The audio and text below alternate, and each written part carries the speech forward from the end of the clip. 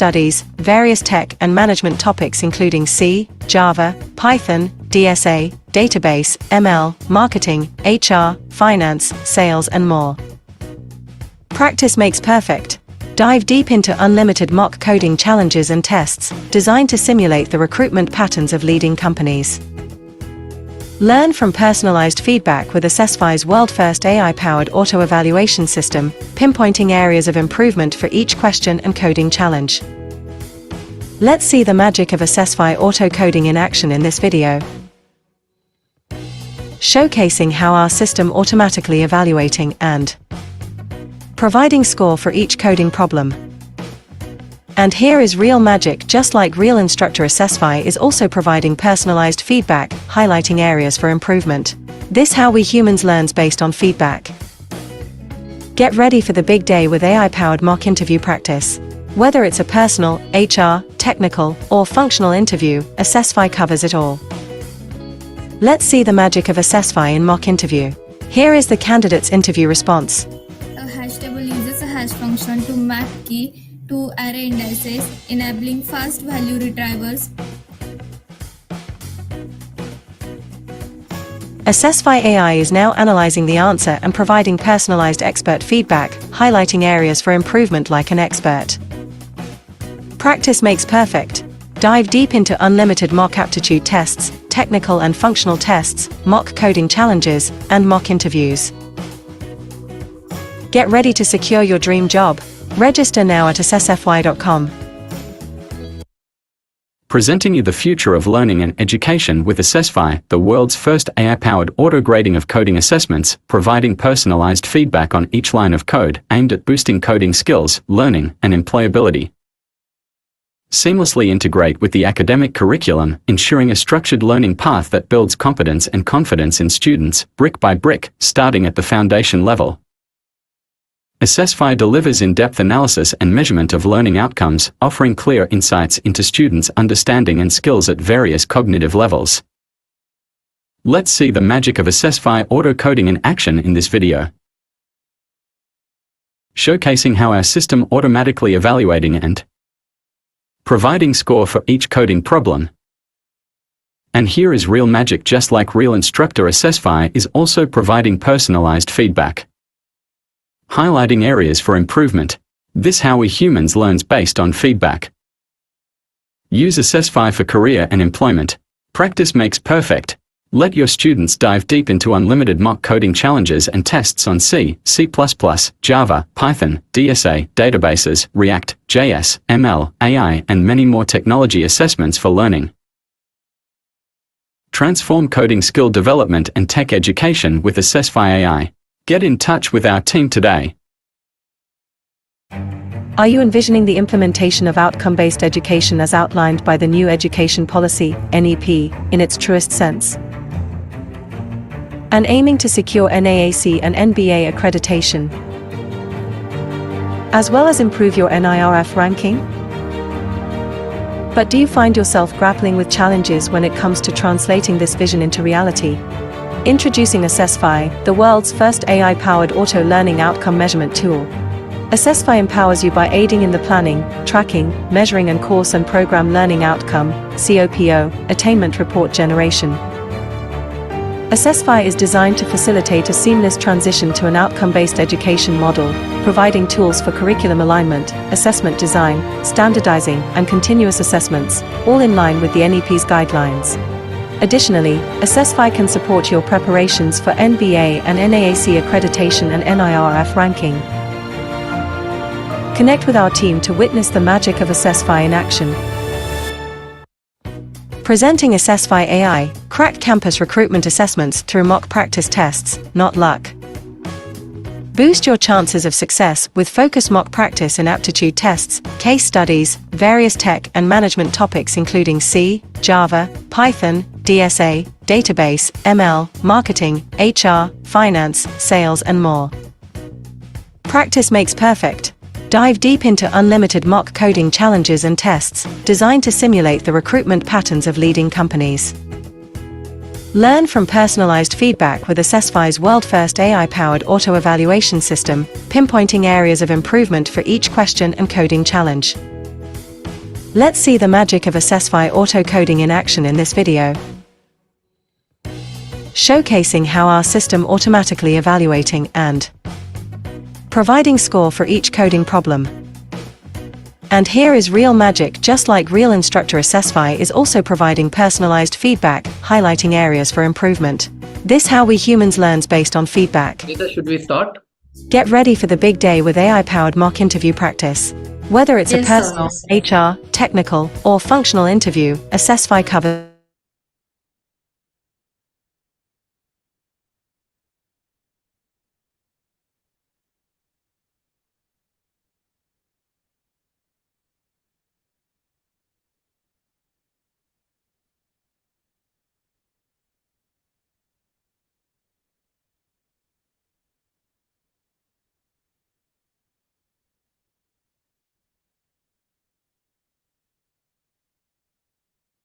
Hope I'm audible to everybody. Yes, Anita.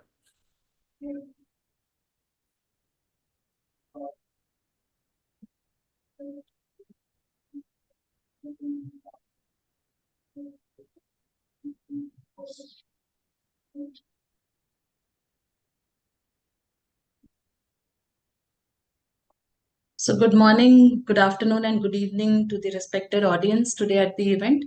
My name is Anita Ram, and we begin with today's event, which is the topic for today's event is the impact of AI and Gen AI in enhancing campus recruitment and career success. So, to start with, this will be the agenda of today's event. The flow of agenda is given there. We'll have a welcome address to set up the context by Mr. Bhupesh Deria, who's the founder and director of MUNI Campus Assessfy and also the CEO of HS School of Data Science. Followed by that, we'll have a panel discussion. The first topic of panel discussion would be impact of AI and Gen AI in enhancing campus recruitment and career success. Followed by that, we'll have a detailed demonstration of our Siegel platform with a presentation. We'll also have a detailed demonstration of our Assessfy platform with a presentation. And we'll then have the second panel discussion for today, which is on the topic AI for making students employable. We'll have the round of question answer with the audiences, what we have today, followed by end of the event. So I would now like to call Mr. Bhupesh Deria to really share the welcome address. Thank you, Anita. Thank you so much. Please stop sharing. Okay. So good morning, good afternoon, and good evening to all of you. I, Bhupesh Deharia, welcome. Extend warm welcome. I'm really excited to see that all of you took time and participating in this exciting event from across the world. Today's event is quite a contemporary topic we have picked up because as Gen AI is impacting almost every sector, it is really disrupting the education sector as well, in positive and negative both the ways. Before we actually take a deep dive into our panel discussion, first panel discussion, which is titled The Impact of Gen AI on Campus Recruitment and Career Success, I would like to set a stage for everybody that what is Gen AI and AI for a very brief time, and then we will start our main discussion. Now, so all of us, we heard about ChatGPT, Gemini, and most of us now addicted to that. And let's take a step back and understand what's the AI. All of us, our life is impacted by AI and now Gen AI. AI is essentially a combination of various processes, systems, and a stack of technologies, which essentially emulates the human intelligence into the machines. For what? For solving problems, for learning and reasoning, and automating various tasks. And there are numerous examples we can really see around our life. For example, Netflix uses AI to give recommendation of episodes and movies to us. When we buy products on Amazon, If you're trying to really buy a white shirt, it gives the recommendation of white shirt, not a blue or pink shirt. Driverless cars, right? And everywhere. During COVID period, we rolled out India's first AI proctored examination. And for using this AI proctored examination, we could really emulate the human intelligence at a scale, and we could really control the cheating. I can't really say that we could stop the cheating, but we could reduce it down to a drastic level, right? And to give you example, while we started the assessment for, say, Goa University's examination, and while we speak, the Goa University's admission examination is still going on the Assessfy. But way back in COVID period, we saw that at 10 a.m., the candidate gender was girl, location was Panji. And 10:15, we saw that the girl's gender changed to boy, and the location changed from Panji to Delhi. And imagine that thousands of candidates are appearing, and AI could really use this human intelligence, simulated human intelligence, and can really trigger. And that's a past, but still it's a very relevant example of the AI. Now let's delve upon what is GenAI. Now, GenAI is a recent breakthrough. I have been teaching this AI and deep learning and machine learning for over a decade. And I also teach a use case course on AI, machine learning, analytics, deep learning. And I always run a clip of movie Her to just give an example that where AI is going to really land. In my wildest dream, I could have never imagined that we will see that day in just recent time. I was thinking that it will at least take a decade's time.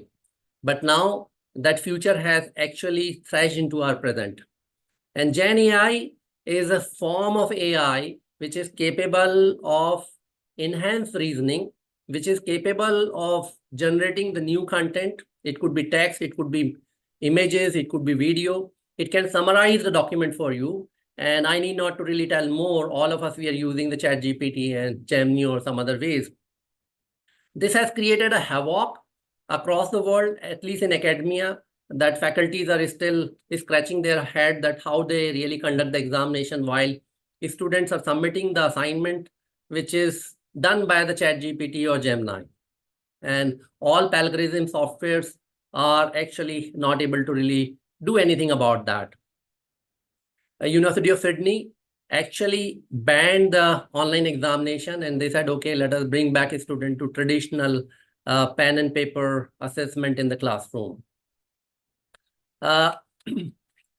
So GenAI can be used, so while it has a capability, advanced reasoning, advanced content creation, GenAI can be used in a positive way for a student to really conduct the examination, evaluate the assignment, thousands of assignments.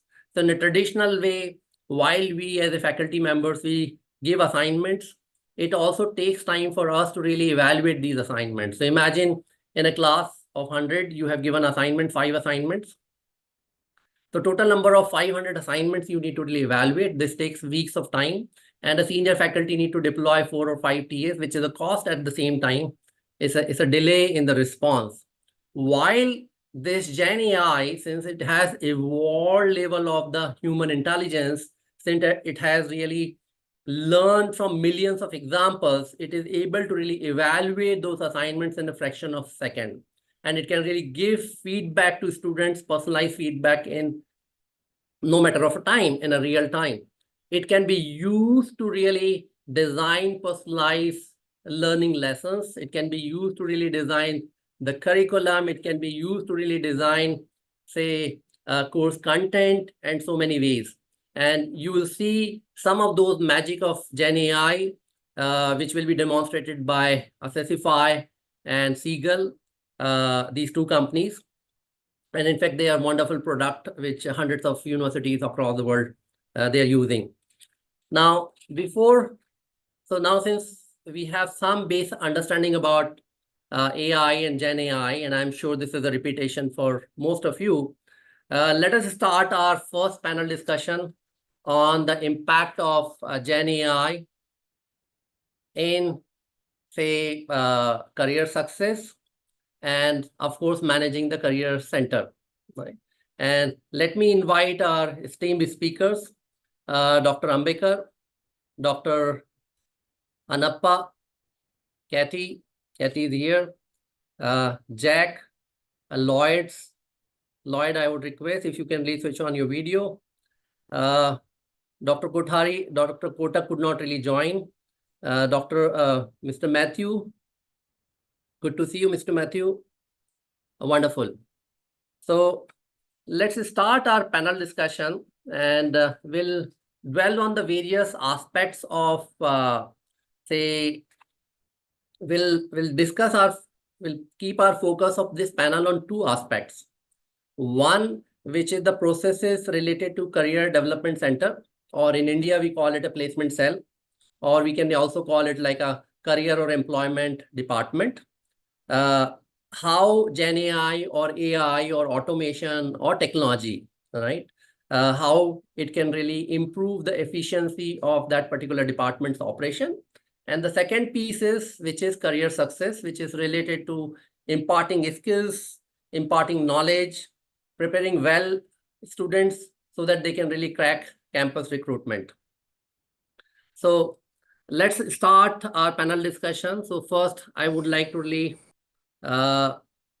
see some insights from Katie, how some of the most challenging aspects of managing career development center, how you're managing these challenges, and what are those challenges while day-to-day operations in your university? Thank you, Bhupesh, and beaming in from the University of Southampton. I think one of the biggest challenges, to be honest, is at the moment, nobody really knows. And I think we are increasingly seen in the career service, certainly my experience of many university career services in the UK, as being universities are turning to us to ask us for advice and have definitive support to say, this is what we need to do, this is how we need to do it, when actually it's all still in a state of flux. Employers, graduate recruiters are very much varied about whether they're involved with AI, whether they're not. Some are scared of it, some are embedding it. Academics, similarly, I think they moved on mainly from the fear, but asking for answers. I welcome the fact that it is seen that careers services should be integral to this.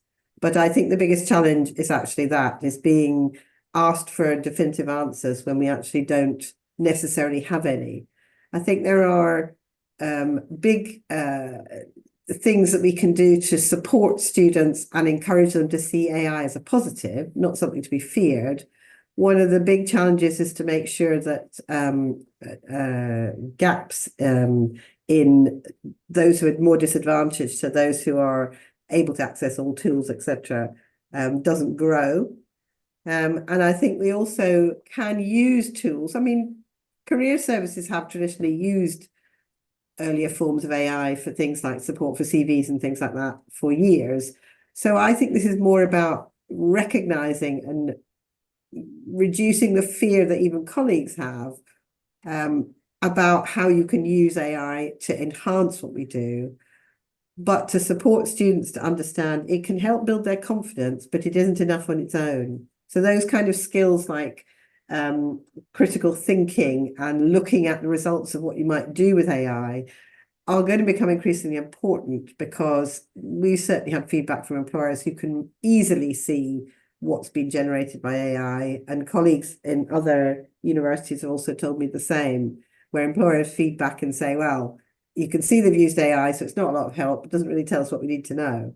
So it's about how we adapt our services, how we try and provide clarity where there isn't a huge amount of clarity, and help both our students and academics recognize it's not something to be feared, but we also need to make sure that we are helping students to develop skills that are going to be needed, and maybe recognizing those skills that are less likely to be needed in future.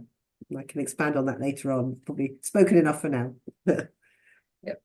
No, wonderful. And definitive answer is very difficult for human being, and sometimes also becomes difficult for AI.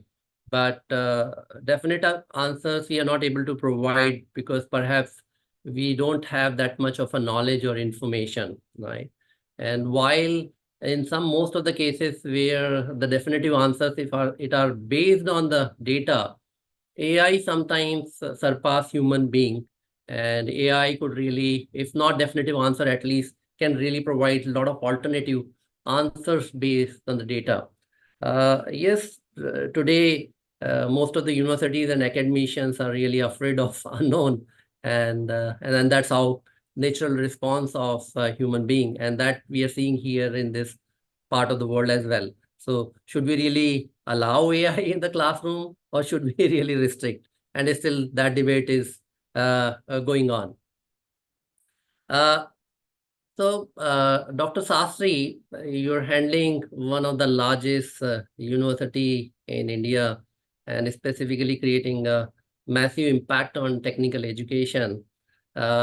I would like to really hear your thoughts, and perhaps it would be nice if you can really give a brief introduction, because I did not do justice for all of you in introducing. I thought you will introduce yourself and share your thoughts. You have to unmute, Dr. Sastry. Yeah. Hello, Bhupesh. It's really tough for you to handle such big panel of people speaking on a subject called AI. Because as Kathy said, it is very, very difficult. Nobody knows how it is and how it is going to impact everybody in this future. I represent SRM University based out of Chennai. I represent a group. We represent 4 universities in this country with 9 campuses across the length and breadth of the country. We address approximately around 1 lakh plus students pursuing various courses at this multidisciplinary university. You name a course, we have it here, except the veterinary sciences. Rest all the courses you offer at the different schools here.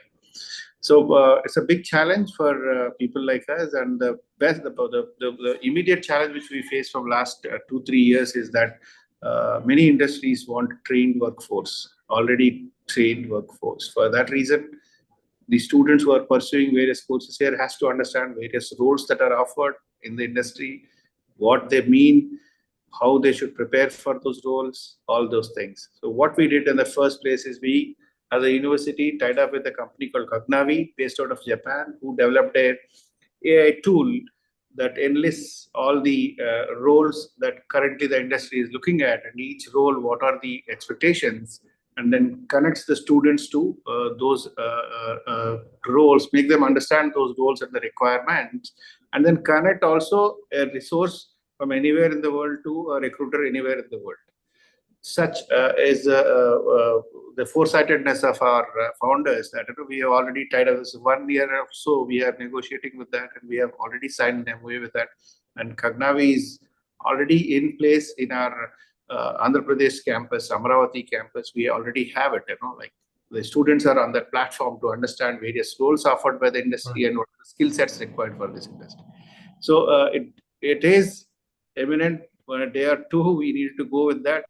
And today I'm addressing here as a director career services. Tomorrow, I don't know what this role has to be. I also have to learn what could be the change in the next landscape. How it is going to change. So it's a big thing. At the same time, a big challenge for all of us who are addressing the career sales across the country. We are really learning now. Everybody is learning. It's continuous learning, as Kathy said. Like many of us have to learn about this, understand, work with it to ensure and maximize the potential and put it for good use. That's the initial words for me. Thank you so much. So we actually, this is very interesting area, and in fact, that is where we always talk about industry intelligence, right? So, and that problem I have been facing when I started AGS School of Data Science in way back in 2015. And the biggest challenge was how you're going to design the curriculum. And you need to have the real insight from the industry that what skills they are looking, because at the end of the day, their customer. And the hard reality is if you're not able to place the students, you're going to shut down your institution, right? Because what value you're offering when students are taking heavy loans from the bank. And that is where, like in 15, we started a project along with Muni Campus, and we analyzed thousands of job roles, roughly 150,000 job roles of data science across the world. And 15, there was no institution to run data science here in India. So actually, you didn't have the precedence that what to teach. And so although we had the expert advisory team, but the expert advisory team also comes with a lot of pitfalls. So if you're a PhD statistics, you'll say, okay, mathematics and statistics is the most important aspect, right? So higher the experience we have, sometimes we also bring the bias other than the intelligence. So we actually analyze the job broken down pieces, and that was very interesting project. And we created the world's first data science program curriculum based on the data, not based on the experts, right? And became quite successful, and Aegis became the #1 institution in data science and AI. But it's good that you provided that insight as well. Now, coming to Dr. Harpal. Dr. Harpal, you're running, again, one of the largest university in North India. Please introduce yourself and your initial thoughts. What do you think, how your university is taking up managing challenges? What is your future vision? So Bhupesh, thank you so much for this opportunity. Happy to be in this learned cohort. So you told me to describe myself to start with, so I'm a teacher. Yeah. So I took up teaching because my father told that I cannot teach. And I've been doing it wrong since last 20 years now. So my journey started as an engineering educator. Then subsequently, I was picked up by Mr. Premji and his team, where I was then trained on how to teach engineering such that the students are more employable. Subsequently became the innovation chair professor, one of 3 in the entire country. And then subsequently was talking someday with Dr. Shastri and Dr. Samantha at KIT, where I was placed at that point in time. And Dr. Samantha said that if you're going to teach, I heard that you're teaching well, but then if you're teaching, you're just touching 60 lives. If you find job for somebody, not this generation, the next generation is going to remember your name. That's how my transition from being a teacher to being a trainer to being a corporate facilitator started. Right. Now, coming on to the topic, so I was actually thinking how to introduce this topic for the August gathering here. So I was reading some global skill reports, which a lot of agencies have rolled up just of late. And I was happy to read that there is about 1,000% increase year on year on generative AI in terms of the kinds of jobs which will open up. Let us not first think a generative AI to be as a job-taking bogeyman. Let us first understand that. I mean, whenever there is atrocities, there are challenges, there are opportunities as well. So we as an ecosystem, we try and look at the opportunities rather than challenges as to how you marry those thoughts and then make great careers for your students. Now, if you look at my LinkedIn profile, I run 2 hashtags. One is hashtag, which is happy learning. The other one is happy careers. So these are 2 things which I say, because career is a very holistic term for us, way beyond than making a job. I mean, getting a job is not a brainer. If at all you are pertinent enough, you'll get a job. So the brainer is how to make a career out of it. Right. So let us first read the comments which were given in these global reports. 95% of the CEOs in US say that digital literacy and Gen AI is going to be the next big thing. It's already there. So about 50% of their revenues are actually towards that, as to how you make a digital workforce which will understand the next kind of jobs which will open up. I'll give you an example.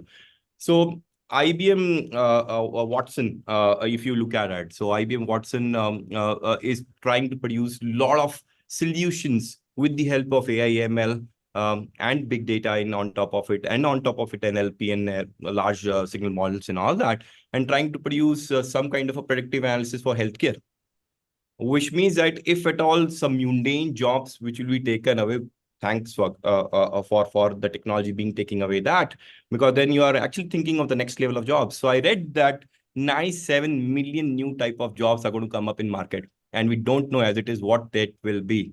Right. It's an opportunity. So that is what we have been telling to our faculty. That is what we have been telling to our students, saying that, hey, if at all you are digital literate, and believe me or not, 9 out of 10 jobs today will want you as a resource to understand the digital literacy part of it. So much so that Gartner today coined up this word called as Internet of Behavior, where they said that your digital footprints are really, really critical, and understand that this digital footprints will be taken up by an ATS. Think of Tengai. So I'm putting different struts, and then I'll put a thread in between. Think of Tengai. So it's a social bot. So the social bot can actually understand what you're talking, can understand, can talk, can make emotions, and then can draw inferences out of it. Right. It's a massive opportunity, as Dr. Shastri said, that today, the best part of being a student today is that you can go for the best job which is available in the other part of the world as well, because it's a digital world. So any job can come to anywhere, to any of the students. So that's how we have been giving these kind of inputs to our students, saying that, hey, the first level of screening, most of the jobs will be done by an ATS. How you prepare a resume. So think of a resume.io, which will actually help you understand how to write a crisp a resume for yourself, how you write a cover letter for a particular job. So today is a day when you'll have to look a job as a job, which means that every opportunity you'll have to go through the pro and cons of it, and then try and map it with your career aspirations, and then can work towards making a success for yourself. So that's how I feel it's a great opportunity. I'll say that it's a great opportunity for all the workforce today and tomorrow to understand that massive things are coming to your way, and mundane things like testing and all that will go away. And we'll have to be cognizant of the fact that when calculator came, people said that, yeah, up to calculator aa gaya, nothing will happen. Right. But it was always a boon for us. So we'll have to look at it that way. So these are my opening comments to you, sir. Back to you. No, thank you so much. It's a kind of quite a reinforcing. While everybody, students and everybody is feared that AI is eat away their jobs, it is going to eat away the software engineers. This kind of thought at least gives some hope. And let us see what the world holds. Certainly, it is going to really at least improve the quality of human life, improve the quality of services, improve our job, and everything else. Lloyd, you have been managing and you have several years experience in career and employment. We would like to hear your thoughts. Please introduce yourself and also throw some light on, as there is a fear mongering around the AI, that AI is going to really eat the job, and this is mixed with economic downturn that we are seeing in last couple of years. This last 1 year was pretty bad for number of jobs and number of employers coming to the campus. Over to you, Lloyd. Yeah, thanks. Yeah, good to be part of a global conversation this morning, afternoon, and evening. So yeah, I work in a large practice-based university in the southwest of England, and as a number of colleagues have already said, we're starting to enter the world of something quite unknown and trying to make sense of this concept called artificial intelligence. I would say that most of the thinking within my university so far has been focusing more on the learning and teaching and the implications for students in terms of assessment practices, their digital literacy within education. A little bit less so on employability and enterprise. But as those are my areas of interest, I have three initial comments to reflect on. Trying to sort of also think about the labour market and recent changes that you've suggested. Firstly, the ethical and safe use of artificial intelligence has been one of the early issues that we've been looking to address within that sort of careers and enterprise space. How can we ensure that our students are using artificial intelligence well, effectively, not abusing it, and essentially building their digital literacy as part of the digital skills package that the future labour force, the future labour market would be expecting. And I think doing that within the curriculum, alongside all the other range of employability developments, is a real area of focus for myself and my team. Another area in which I think artificial intelligence has emerged and we really want to capture now in the years ahead is around something that's been quite traditional in careers and employability services for many years, which is this one-to-one guidance service where we sit down with a student, we think about their future potential, their future career trajectory, and we provide that personalized advice and guidance. There is still a home for that, I feel strongly, within higher education, but we've always accepted that we couldn't see all students. You know, we have 30,000 plus students in my institution. Only a handful of those most in need would be perhaps benefiting from that sort of tailored service. So I think starting to use artificial intelligence both in information and advice space, and giving good information and advice space, and using things such as ChatGPT hubs to ensure that we triage the initial queries, so that by the time they reach the personal touch, many students will have received the appropriate careers information and guidance. And that, of course, could be linked in to the broader labour market opportunities at a given moment in time. The great thing about artificial intelligence, it will have that finger on the pulse of immediate labour market information. So if students are looking to make immediate decisions about what is and isn't available, then clearly the ChatGPT will be directing them around that. That all said, a lot of recruiters and employment platforms have been using versions of that for many years. So I don't think I think it's about just using it effectively as part of our overall student experience and student service. And then the last sort of area in which it's being discussed or talked about in recent years within my area of work is perhaps looking at it from the recruitment and the employer angle. And clearly there have been some scare stories and some concerns about their early use of artificial intelligence to filter candidates to where they may be biased towards a particular industry in terms of gender or other disadvantage. And actually, the early concerns around artificial intelligence, of course, was this would in fact just consolidate the labour market around stereotypes rather than actually open it up to something for opportunity for all students and graduates. And that would be a real concern of ours. However, my understanding is that new forms of artificial intelligence are looking to ensure that that kind of bias is no longer within the recruitment system. But it's a complicated area, and I suppose our role in a careers and enterprise service is still to help and guide our students. Your former speaker said he was a teacher. That's what he is. I suppose, I'm all about trying to help people fulfill their potential and provide good guidance and good coaching, and using artificial intelligence effectively in that space is what we're all about here in my institution. So hopefully that sets the scene. Wonderful. So you touched a lot of points, like right from bias, which is the major concern across the world. And I think earlier AI solutions which I have encountered had huge bias, and they also follow the pattern just like a human being, because they are also built on the replica of the human neurons. Of course, they are not biological neurons, they are just mathematical functions. So it seems that they behave intelligently and they can think, but they can't actually think. These are just simple mathematical operations which is happening, but the outcome seems so magical that it gives the illusion that it is coming from the intelligence. So of course, it is far away from the human intelligence, but what we can really say, these are the intelligent decision systems which can really provide the decisions and the error in the decisions at a scale. So as you pointed out, that providing the guidance to thousands of students is really a challenge. When you have even 100 candidates, forget about the kind of universities you handle, which has got tens and thousands of students. Providing at personalized, scalable advice and guidance and insight is kind of impossible, not only difficult. And that's where perhaps it can really provide. And as we really feeding more and more data, so earlier, most of the GenAI models were built on the LLM models, which is large language models. Now we have multimodal models. So it means just like a human being, they're also learning from the images and videos and other form of the data.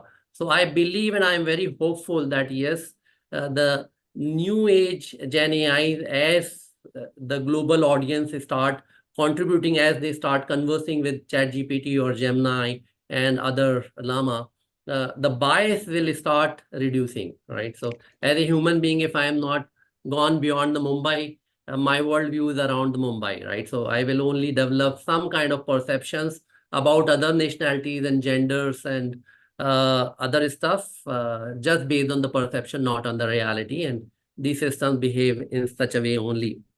But glad that you really brought this system. I'm glad that, yes, you're making progress on that direction. Matthew, over to you. You're heading one of the reputed university leads. Please introduce yourself and what are your thoughts? And then I will delve into some questions. So open-ended to you. Perfect. Thanks, Bhupesh. And equally similar to Lloyd and Katie, thanks for inviting us from the UK to be part of this global conversation. Yeah. So yeah, my name is Matthew Howard. I work at the University of Leeds in the north of England in Yorkshire. Similar to Lloyd and Katie, quite big institution. We've got 40,000 students at Leeds. It's a single site campus, but obviously very diverse campus. We do have a high proportion of international students as well as home UK students.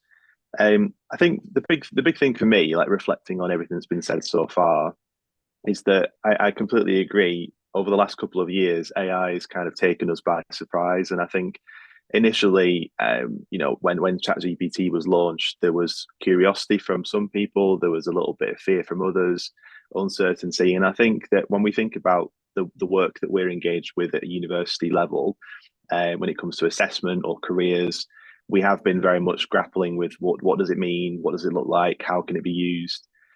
Similar to Lloyd, I think a lot of the work that's happened at Leeds over the last 12 months has focused on assessment. And it's been interesting to see that we've actually got to a point now at Leeds where academics have agreed sort of a framework and a traffic light system, like a red, amber, green, as to how students could use AI within assessment.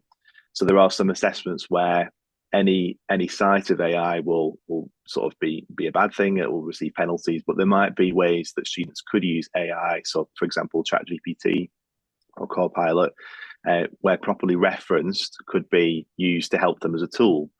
So there's been a big focus on that here at Leeds, and a massive focus for us as a career service, working with academics and working with employers around how do we help students understand what AI is, what is generative AI, and how do we get them to be what we've sort of used as a phrase, AI literate.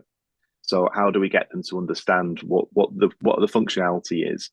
Now, meeting students in one-to-ones and meeting students over the course of the past 12 months, some students believe that using AI is cheating, whereas other students are using AI and maybe not being so honest about their use of it. And I think that for me, it's more about helping them understand what the potential is and how to maybe highlight they have used it, but also increasingly not to rely on it. And as a recent example, we're currently recruiting for a number of internships within our service, and we were looking through the applications this week, and quite a number of students, there were student roles, have used generative AI to create their application, and it's very obvious that they've relied on it. They haven't necessarily sort of gone back through what ChatGPT, for example, has used and sort of created, and being critical about it and tried to put their own voice in it. So I would also just throw into the mix that the need for students to be aware of what generative AI has got in terms of its functionality, but also how they can use it ethically, proportionally, and also maybe still be authentic in their use of it. I think that's really important. The other point I wanted to make as well is that definitely thinking about employers. I know that from the last sort of 12 months working with a number of graduate recruiters, many of them based in the UK, there are some employers that we've encountered that are very much taking a hard line, that if there are any signs of a student using AI, then their application will be terminated. And increasingly we are seeing, similar to my experience, students are using sort of ChatGPT and other tools to kind of get around different application processes. I know that situational judgment tests are very much an area that could be kind of used with ChatGPT. But the last point I wanted to make really is that I think it's almost we've gone beyond the point of putting it all back into the bottle or the box. I think we definitely need to find ways to embrace AI when we're thinking about graduate recruitment. And I think our role as career services is very much sort of championing the ethical use of it and making sure students are aware of the limitations of it. similar to other tools. But to an earlier point that Katie made, we have been using AI here at Leeds for a number of years. We do have resources that help students with CVs, that help students with cover letters, and that helps us as a service to scale the service. You know, similar to Lloyd, we couldn't see every student in a one-to-one. Even if everybody in the service devoted 100% of their time, we would never do it. So the key thing for us is how do we get students to kind of access the service when they need to and in sort of the correct way. So AI does present an opportunity for us to increase our reach, which I think is really quite exciting. So for me, I'm very much kind of, I want to embrace AI. I want people to be aware of the limitations, but also the possibilities. And I think over the next sort of 12, 24 months, working with employers, I do think that we will find ways to embrace it. So that's what I wanted to mention to start with. Yeah, wonderful, quite insightful. And I'm really glad that you embrace AI in a very positive way. And you made a good point that yes, AI need to be used ethically, but also there is a point that if students become too much dependent on AI, or for that matter, anybody, even us, our cognitive powers is going to really degrade. Anyway, if we really see the knowledge acquisition level, our knowledge content seems pretty tiny in front of any LLM model. So over to you, Jack.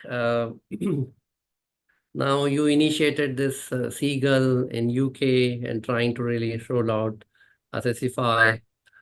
Please tell us what your thoughts, what you're doing. Yeah, hi everyone. Thanks a lot, Bhupesh. My name is Jack Hassel. I'm one of the co-founders at Seagull and Assessfy by Seagull. And essentially everything that the panelists have said has been, I guess, music to my ears, because it seconds, I guess, a lot about what our mission statement is. I think we've done a lot of research in all the territories that we cover, both on the education side and working closely with universities, but also from the corporate recruiters as well, and the challenges and the impact that GenAI is having on them when recruiting direct from universities. And to go from a very high level to kind of set the scene for what we do. I mean, us as a business are on a mission to try and revolutionize the landscape of education. We provide sort of transformative solutions that empower graduates with the essential skills that they need to thrive in the real world. And that kind of mission is predominantly driven by collaboration between education, universities, and the corporates and the industries themselves. So we look at things like aligning curriculum. We look at things like the ever-evolving demands of the labor market and sort of the demands of each of the jobs that sort of curriculum courses are aligned to. And to touch on a few things that I've heard personally, and kind of where Seagull and Assessfy are coming in from, I guess, to close those gaps.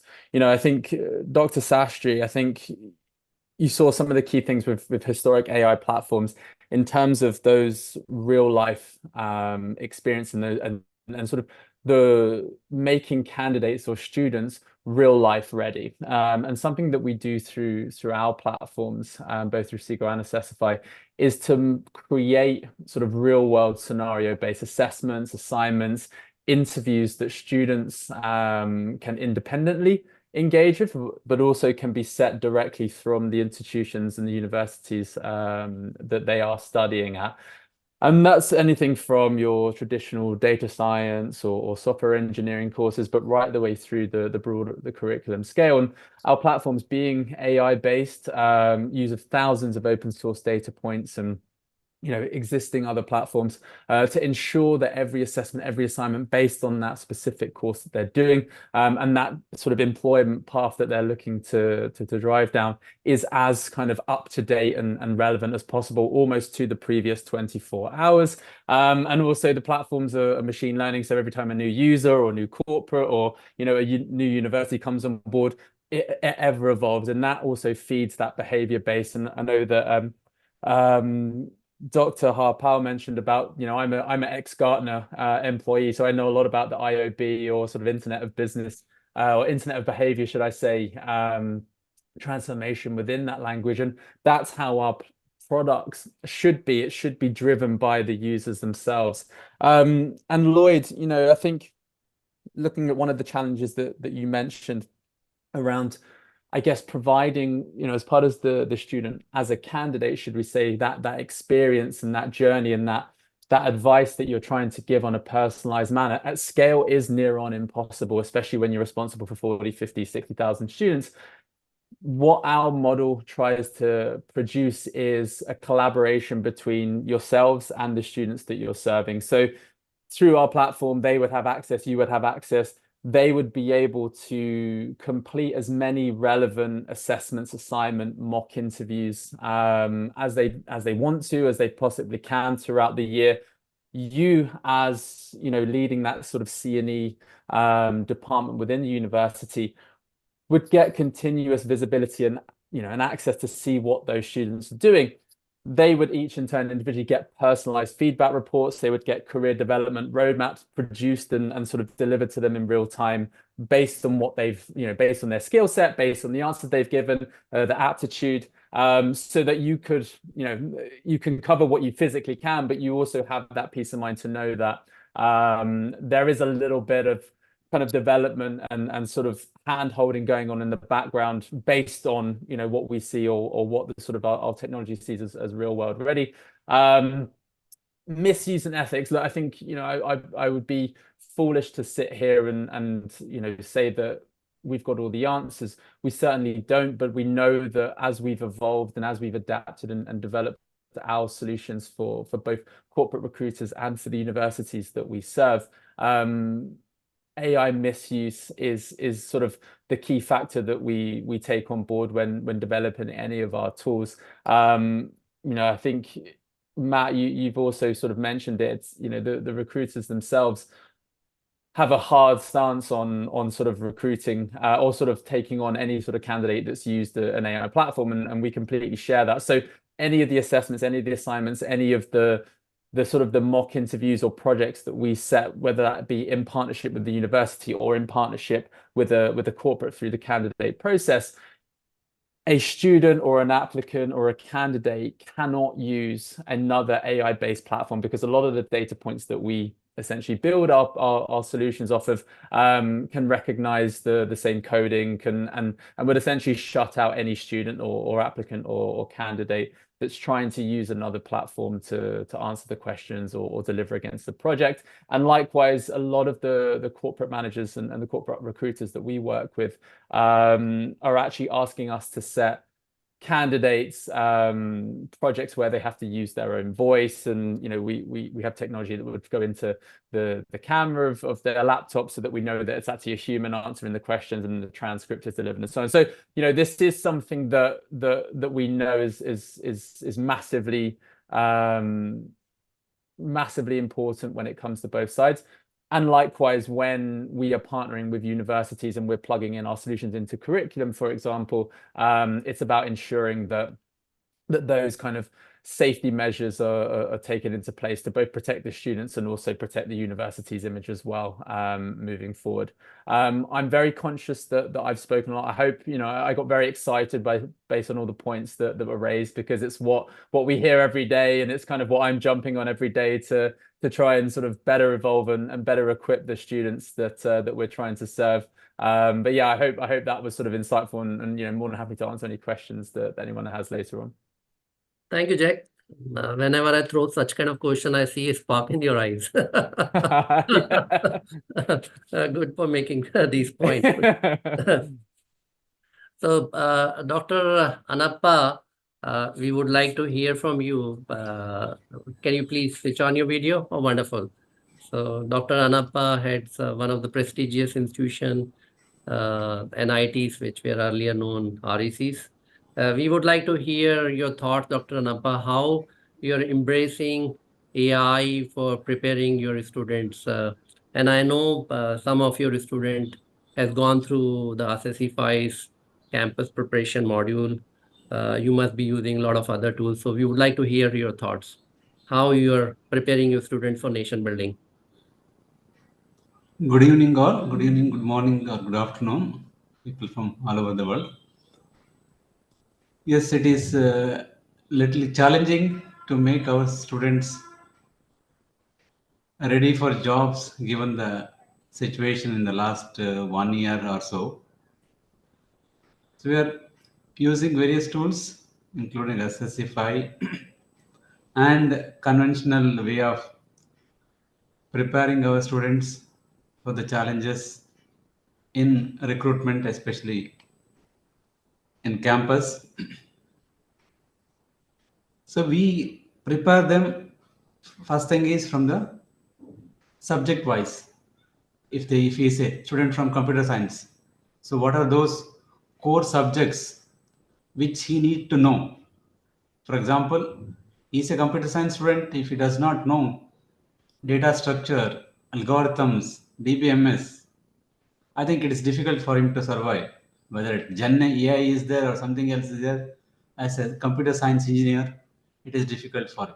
So at the department level, whether it is computer science or IT or whatever related branches like these days, data science, AI, cloud computing. So we focus on these core subjects, most important as part of the curriculum. And we have different clubs, technical clubs and other clubs. Basically, these technical clubs will prepare the students how to use this knowledge, whatever they learned in core subjects, and some electives like cloud computing, data science, software security, information security, to build some projects. Say these projects will run, it's apart from the curriculum projects. I'm not telling about the curriculum project. These are the projects driven by the students, and senior students will guide junior students. It will go on throughout the year, and at the end of the year there will be again an evaluation set up for these projects. So juniors will start seniors, and sometimes they will come to the faculty to get some feedback on the project they're working on, whether the idea is proper, whether the application of whatever knowledge they learned through data structure, DBMS, or cloud computing is proper. They come to faculty to get that feedback and input from us. And they work on throughout the year. They take help from some alumni of our own institute who are working with the industry to give them some guidance on these projects. And sometimes they get some projects from the industry alumni which they really work on, the live projects. Part of that they'll give it to the faculty. Through faculty we engage the student to carry out those projects. With this, the students will get real knowledge about what is currently going on in the industry, not just the textbook knowledge. And at the end of the year, these projects are showcased. Junior students, MTech students, PhD students, faculty will come to see that, and they give their reviews after seeing the demonstration of those applications. So by this, the students will get a feeling that yes, whatever I learned in the last 2 years or 3 years is worth, and I can succeed in an interview. I can write all these things in my resume. Right. But when the interviewer asks me, how did you implement this? So our students are, most of us are, them are confident enough to explain that clearly, since they're involved themselves. If you can see in our campus, after 5, our regular classes close by 5. Some electives may be there 5 to 6, but after 6, most of them are engaged with these club activities, basically on these projects. Majority of technical clubs are leading it. Even in vacations, like second year students, they're not having a regular internships. Third years will be having, but second years or after first years, they start engaging with the seniors to build these products. That is from the technical point of view. It is done in all branches, mechanical, chemical. We have all core branches like mining, metallurgy. They all gear up together. There may be a project of say EV charging. There will be a student from computer science, there will be a student from electronics, there will be a student from electrical, mechanical. So they make this group. So in these interdisciplinary projects, make them aware of what is the current scenario required outside, not just a course project which may not be of that use. Then coming to this aptitude and interview facing, resume building, we have other clubs, and we are making use of some professionals and our own faculty in the SOM departments. They So come and help us to sorry, I'm guide. interrupting you in between, Dr. Anappa. So, I think most of the processes have not changed even during my days, NIT days in 95, right? Learning Yeah. from alumni, and which no AI can really replace, and that the real intelligence. These clubs existed for long, like several decades. My very pinpointed question to you, since now AI is disrupting in a good sense, it can really provide the guidance and other stuff at a scale. And since NIT is one of the leading institutions and forerunner institution, national building for ages, what are your plans to adopt AI to scale and take it to the next level? Very briefly, if you can really comment. What to take next level? If we have to really take this services, career and employment placement to the next level, what are your plans to adopt AI, infuse AI so that you can really improve your processes, the success outcome of your employment? Very briefly, if you can comment. It is not that you use GenAI for placing your students. Yes. Again, how students can learn from these GenAI tools, Yes. improve their knowledge. Yes. Say, for me, when myself or you are studying to prepare for an exam or prepare for an assignment, how much time we spent searching for library books. Sometimes books were not available and materials were not. Now it is within few seconds. So a smart student, how we can use these facilities to learn more, learn many things which is outside the curriculum. Wonderful. Curriculum is not sufficient. Say, other day a company came and telling that we need embedded coding students. Right. We will not be having a specific course, VLSI, even though it is there, but that particular language, what the company is looking for. A smart student, by seeing the job description, go and talk to a faculty and use GenAI to see what are other courses available anywhere in the world, join for that course, within a week, get ready for that interview which is coming up in 2 weeks. That's how our students and faculty should change their way of teaching, learning to improve our teaching and learning so that our students are well placed based on the needs. Wonderful. Like that, this Wonderful. Assessfy or other tools can help us in identify what are the roles available in the market. Accordingly, how we can prepare our students. All of a sudden, we cannot change our syllabus within 2 months, 3 months. But if you see the change of GenAI, the roles have changed, the requirements have changed. But we need to adopt through seeing this GenAI, how we can add on to the existing courses. Say, if I am teaching cloud computing, can I combine assignments based on the job role, something posted in some company? Can that assignment be given as a course assignment of mine so that my students will be ready for applying for these jobs maybe after 6 months? So we need Wonderful. to be Thank you. little Thank you, Dr. alert. Anappa. As a faculty, we need to be little alert. The Yes. old way of teaching will not work out. We need to be change our ways, how we assess our students. As somebody was telling that students will copy, students will download from Gemini, but we need to change. Can I check whether he has taken from GenAI or website? When he comes in front of me, if I ask few questions straightforward, or if I ask him to change the application what he has built, I'll come to know that whether he's right. I need not use any other tool. So we need to change our way of evaluation. Thank you. That's Thank you, what, Dr. point. Anappa. Thank you so much for your points. Very valuable suggestions. So not only students are using, we as a faculty member, we are also using, preparing our notes and other stuff. And you pointed out very good stuff. So even though a student has really done assignment from, say, ChatGPT, but we can, or Gemini, we can, but always we can conduct the Viva. And we are glad to really tell you that Assessfy has built a tool wherein you can actually take the Viva after each assignment.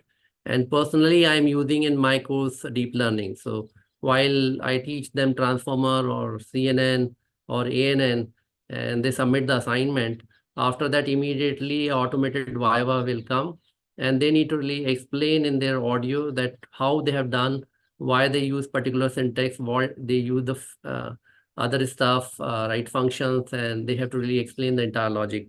So yes, if we really use our creative mind, we can always beat GenAI's cheating, and we can truly bring the learning environment.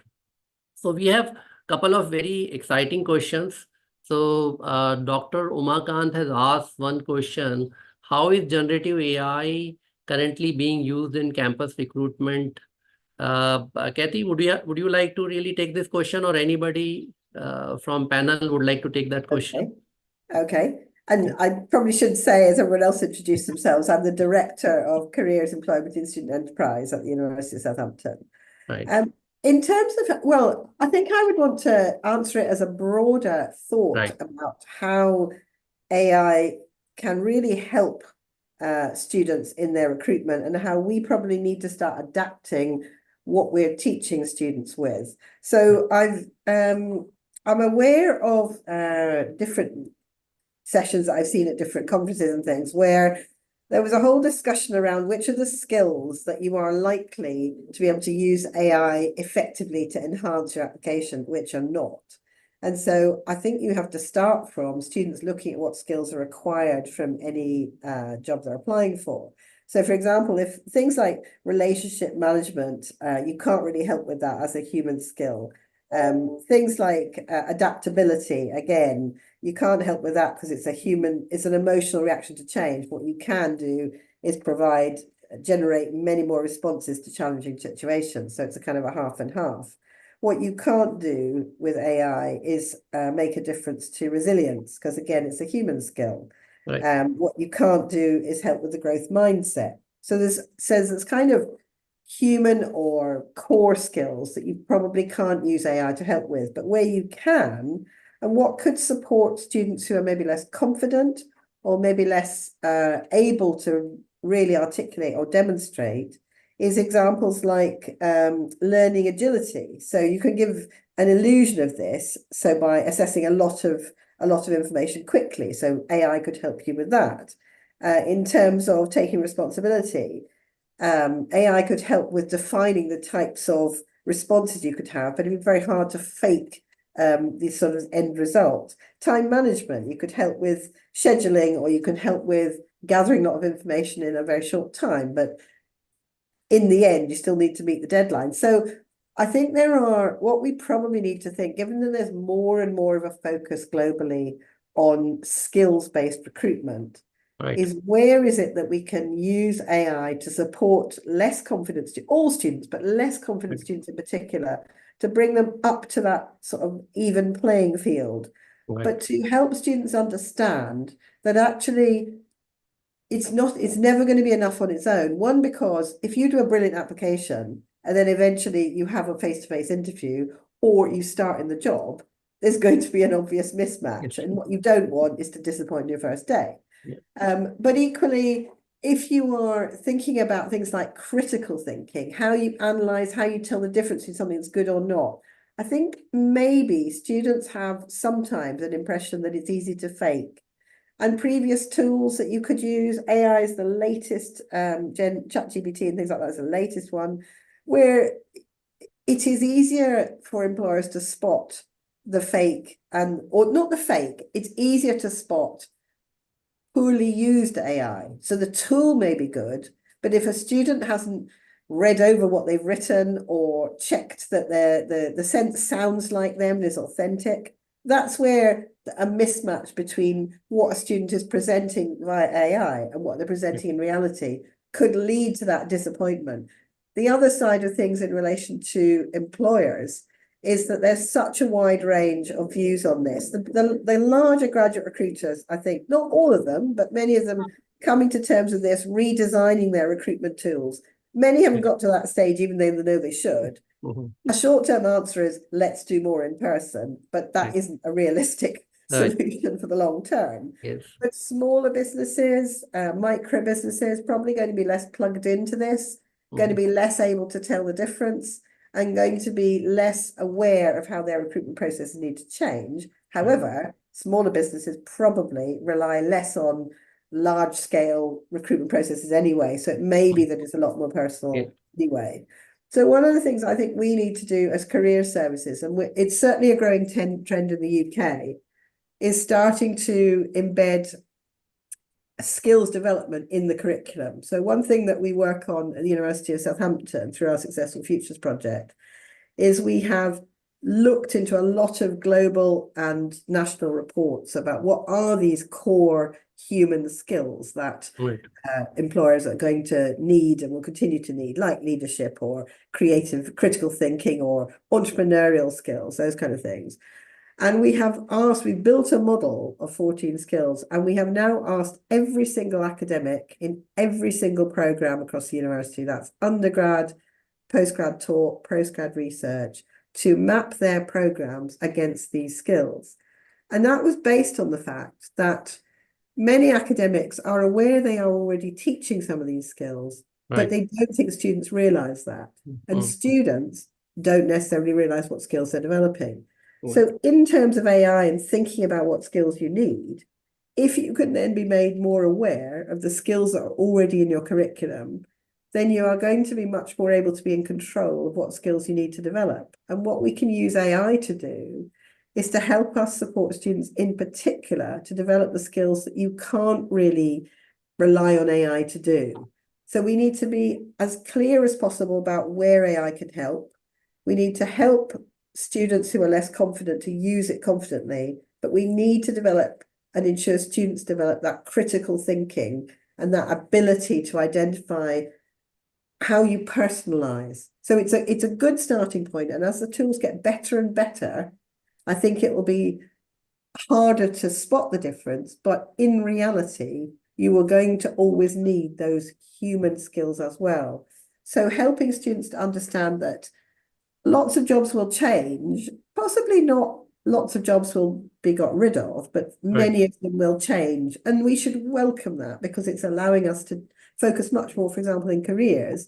The more students are prepared by using AI, using tools to help them be more ready when you see them one-to-one, or you're helping them at the point when they're recruiting, the more we can focus on the in-depth added value that we can give.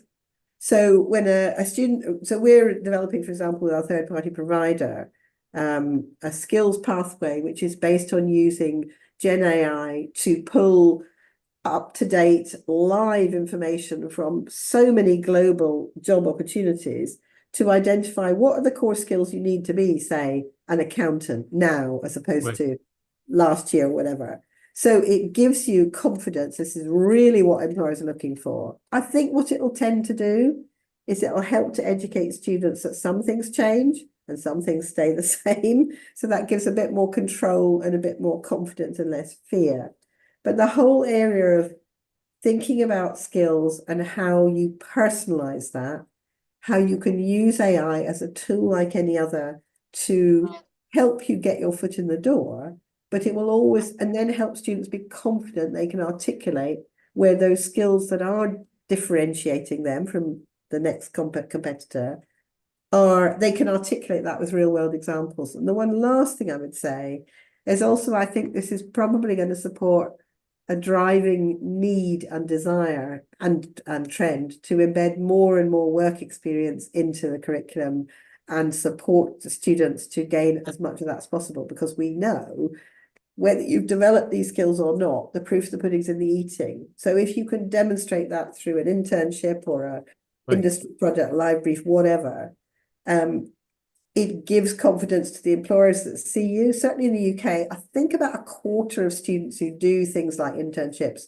are going to get jobs through that. But even if you don't, you've then got real world examples where, if you can get references as well, you can demonstrate to the confidence of employers as well as yourself that you can deliver these skills they're looking for in practice.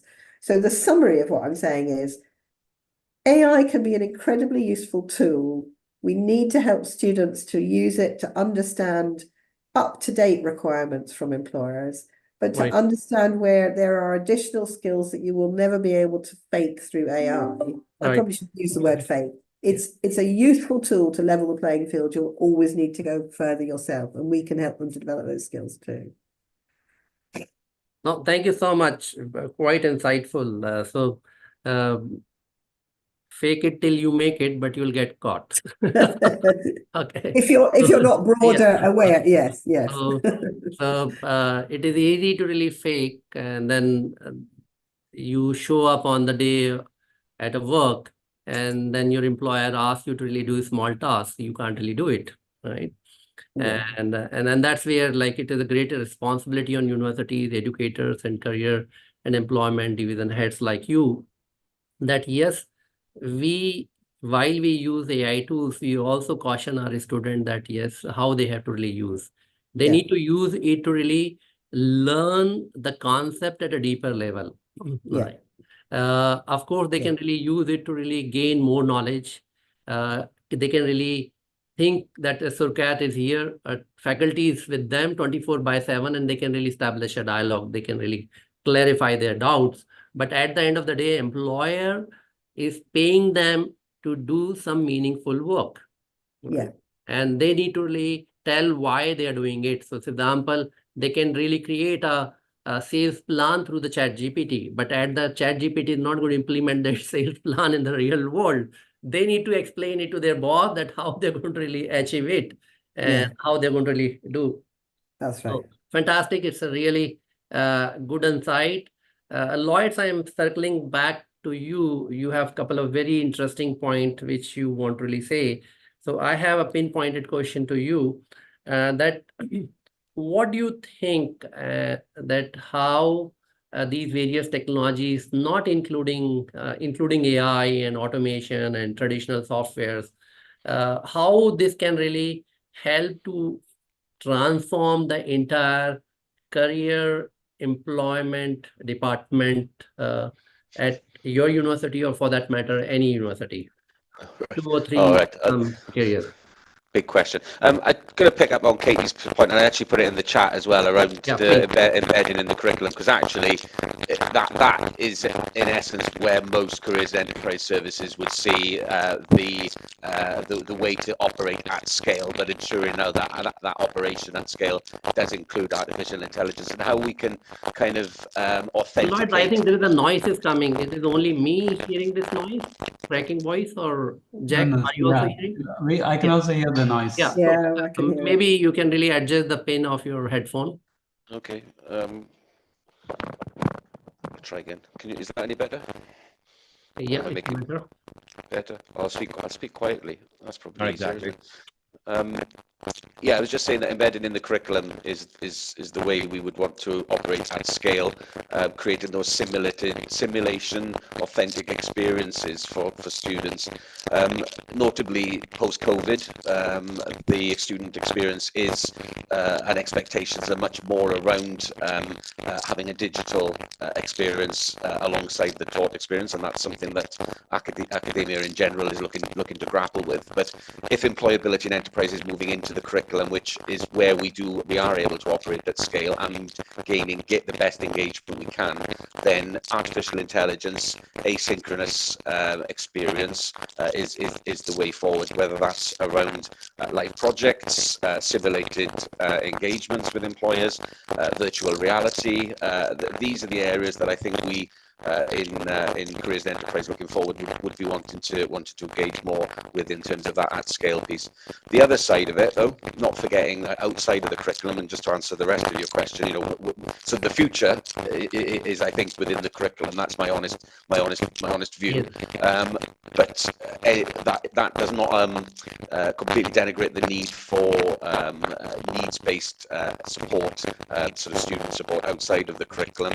And that's returning to my earlier point, really, about how we can do something really, really effective in terms of triaging, building a good online information and advice service that is personalized. That's probably the other word I wanted to bring into play. Every university, whether it's Lloyd, big you or can small, really take out your headphone. I think the cracking noise is still there. You gonna be at all now? Yeah, you can. Yes, you can speak without headphone. Yeah, please. I've lost you now, sorry. You can remove the headphone pin and then you can try speaking.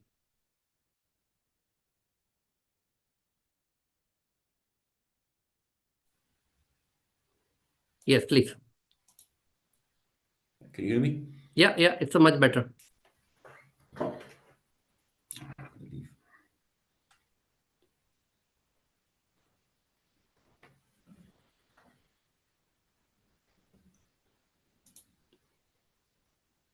Yeah, you can continue, Lloyd.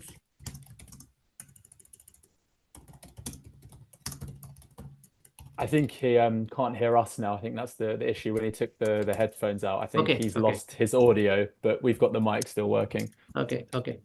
No worries. Okay, so we have a couple of interesting points. Okay, so Matthew would like to pitch in. You have some point which you have typed on chat, and then we can really open it to the audience. Audience, please start writing your questions on chat. Once Matthew finishes, we will address the questions from audience. Yeah, thank you. And I just wanted to say, I think Katie did an excellent job of kind of summarizing some great points there. And building on what Katie and Lloyd were talking about there, I think the key for us at Leeds, and I've seen this at other universities, is definitely that experiential learning piece. And the point I've put in the chat that I wanted to make was, I think it's important over the next period of time that we really focus on that co-creation aspect. So working with students, working with employers, to really reflect on the different ways that AI could be used within assessment at universities, for example, but also to kind of really think about the experience of students when they are applying to the different organizations. We do get a lot of feedback from students, and this has happened for many years, that students sometimes struggle making applications to some of the larger graduate recruiters because they don't necessarily meet anybody in the early stages. We do get lots of feedback from small businesses, as Katie mentioned as well, who might not be aware of how students are using AI as well. And I think that the key thing really is continuing those conversations. And I think what I've really enjoyed over the last sort of 6 months is that there's lots of opportunities for us, for example, as higher education professionals, to discuss some of these challenges. I know there's lots of touch points between the world of HE and employers as well, but I think the more we can kind of cut across sectors, the more we can bring employers into the conversation, the more we can bring students into the conversation as well, because I do think they're the big audience that, we're maybe not engaging as much in terms of how they're feeling about using AI, how they're feeling about their skills development. Like Katie made some great points around that. And trying to demystify with students, that, it's not cheating, it's not something to be shied away from. There's ways that we could use AI as a society, as you put there at the beginning, Bhupesh, obviously big corporations are using AI in everything from retail through to sort of travel.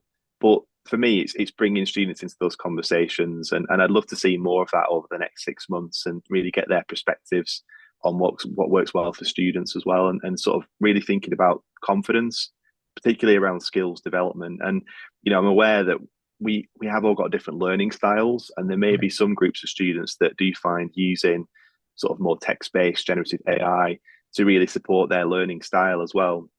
So yeah, a few points I just wanted to raise, but the key one for me is that co-creation. I don't think we can necessarily move forward in assessment or the curriculum without bringing in different groups, particularly students, I think. No, it's a very valid point which you have brought in and Lloyd has brought in, that it need to be embedded into the curriculum. And this is the experimentation I have been doing for last 3 years I've been developing education technologies for last almost 20 years. I rolled out India's first online campus recruitment assessment test way back in 2006.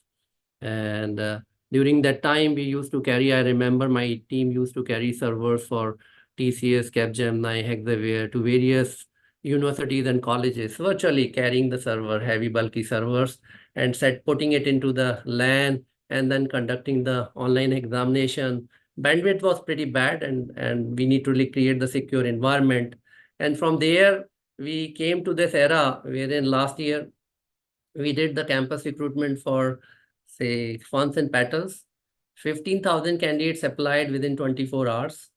The examination was conducted within 24 hours. Say 1,500 candidates were shortlisted. The GD was conducted. To schedule the GD for 1,500 candidates will take weeks. It was done within, say, 2 days, and then 500 candidates interviews done, and 24 students, 35 students were hired, right? And they're doing. So of course, this entire AI automation software is actually taking this scale to a different level. It is enhancing the experience. It is reducing down a whole lot of donkeys of work people used to really invest, right? And other stuff which we are experimenting is basically we have turned this assessment as a learning tool, right? And to give you the context, what do I mean? So this part of the world, or perhaps most of the part of the world, assessment is being used to discriminate. It is not being used as a learning tool. But if you see the learning theory, if I ask questions or you ask me questions, my neurons get fired. And it tries to retrieve the information for deeper level of billions of neurons and try to really create some new content, right? And hence, it is important that we keep on asking more and more questions, either through Viva or interview, through written examinations or multiple format of the, but the traditional way is that we can't really conduct so many assessments because there is a logistical issue, there's a cost, and faculties are already overburdened with teaching and other stuff. And perhaps that's where I feel, and I'm really very bullish as an educator, that yes, AI can really take it at a different scale. So you can really conduct the multiple assessment for millions of candidates, and that's how you can actually use this assessment as a learning tool, right? And they can really improve their ability to express, ability to retrieve the information, ability to reapply knowledge into multiple situations. And this can be used whether it is a technology, whether it is sales, or whether it is a marketing or any other function. So I think we have very interesting questions from audience. Let us take these questions.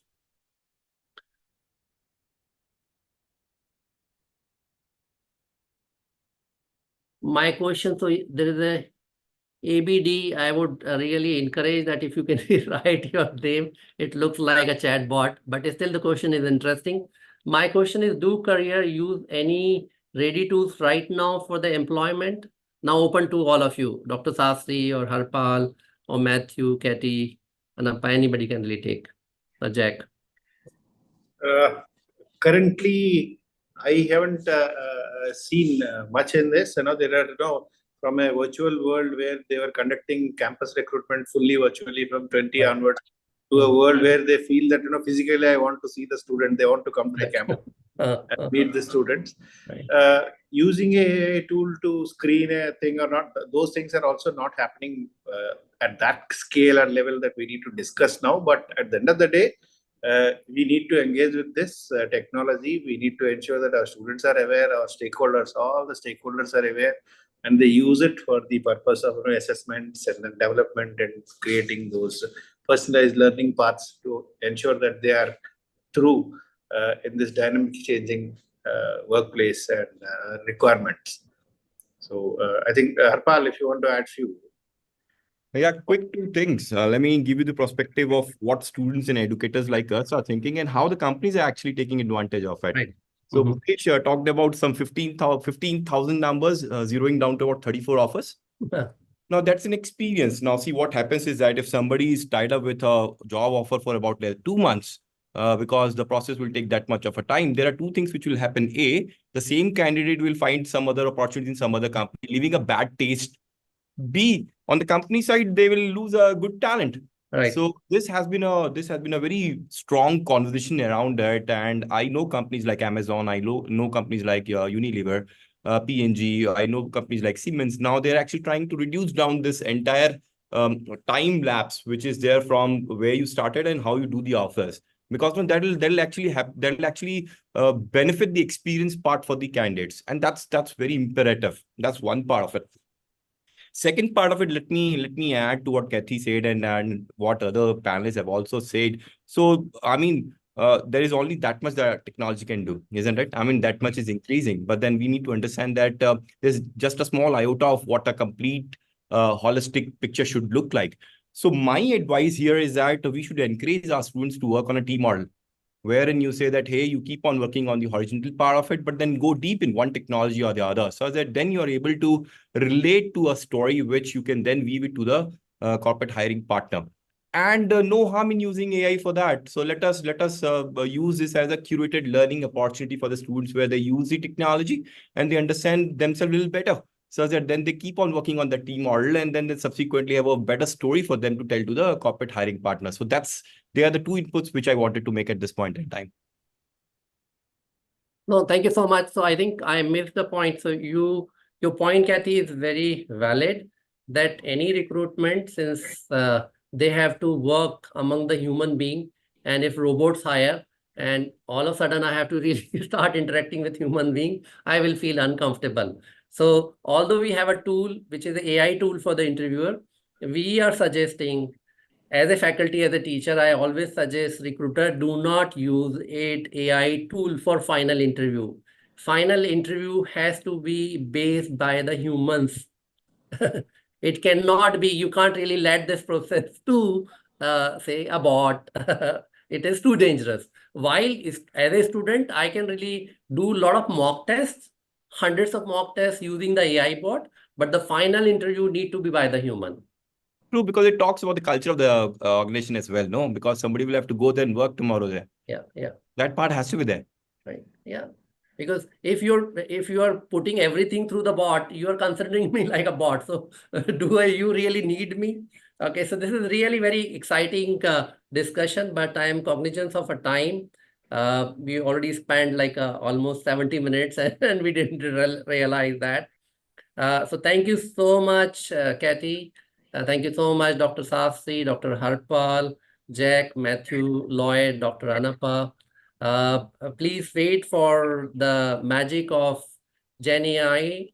Purvesh will be demonstrating you, Anita and Purvesh, Seagull, and Assessfy, whatever we have discussed. And we will be having very interesting panel discussion, which is extension of what we could not really discuss, is how AI can be used for employment, and really excited to see this global conversation.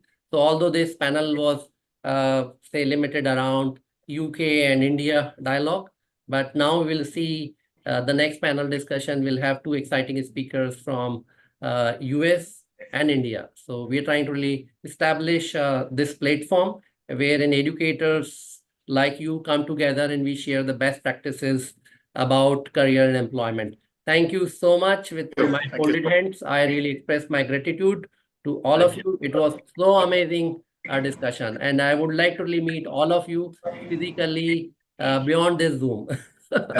And face changes, personality changes. Yes. Thank you so much. Thank you. Anita, over to you. Thank you, sir. And thank you all the panelists for such a wonderful discussion. What we heard from all our esteemed speaker today, it was about the insights on how generative AI is enhancing campus recruitment and career success. So I think that was really interesting and it really gave us a lot of insight on that. So now, next part, moving ahead, we'll have a brief presentation for you all on Assessfy on Seagull. Post that, my colleague Purvesh will show you the magic of our platform in a detailed demonstration, followed by a presentation on Assessfy and a brief platform demonstration of the same. So let me quickly share my screen.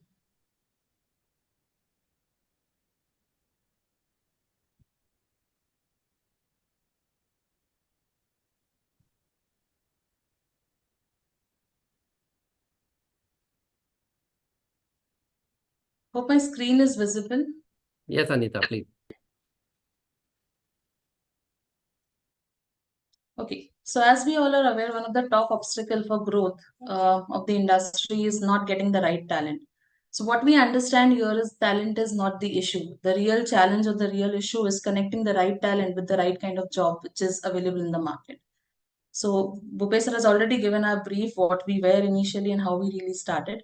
Couple of challenges for institute I would like to highlight, like outreach, the employability, the poor efficiency due to a lot of manual work what currently the institutes are using. Not that great brand campus branding so that they can reach out to, or every recruiter can reach out to them. A lot of manual work when it comes to campus preparation. So couple of challenges what we have highlighted. Moving ahead, when I talk about silo systems, what it is in campus hiring, so a lot of institute nowadays are using manual systems like Google Sheets. They're using online placement brochure, online application form, testing and assessment platform. So these all are fragmented in nature, and that's where they have inefficient result, not so uniform result, and that creates a lot of chaos. So here we are transforming campus recruitment with our solution called as MySeagull. MySeagull is an AI-powered graduate recruitment management and automation platform that helps you to transform your campus recruitment process. So you can hire graduates and interns from thousands of institute, college across globe, that is from India, US, and UK through our platform.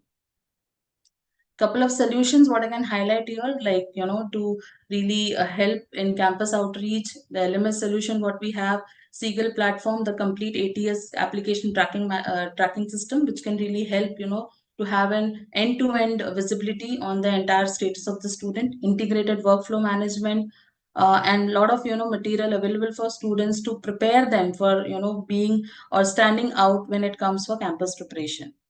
Let me quickly have your attention to a short video that will give you an insight what I was really trying to say.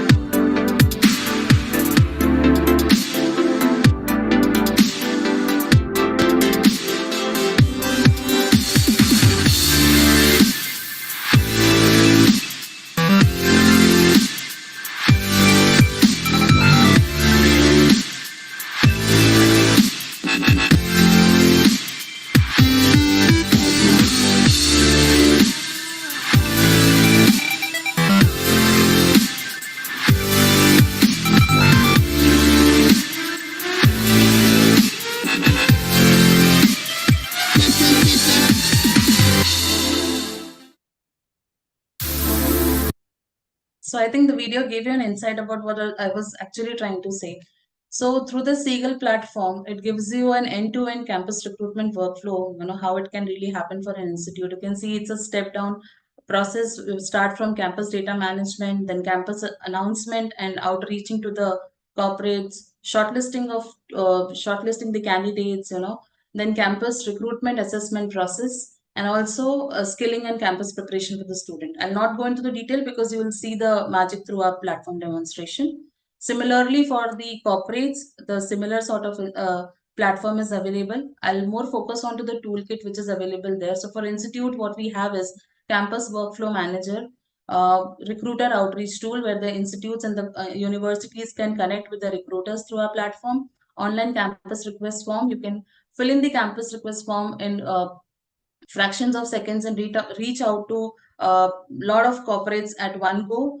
There's a CRM available there. As I said, a campus ATS, a complete application tracking system that will help you to have a complete visibility from start to end. Email follow-up system, which is integrated into the same, that is, then auto shortlisting of profiles based on the JDs what are coming to you. You can shortlist the students in fractions of seconds. There's no need to use, the bulky Excel and manual work involved there.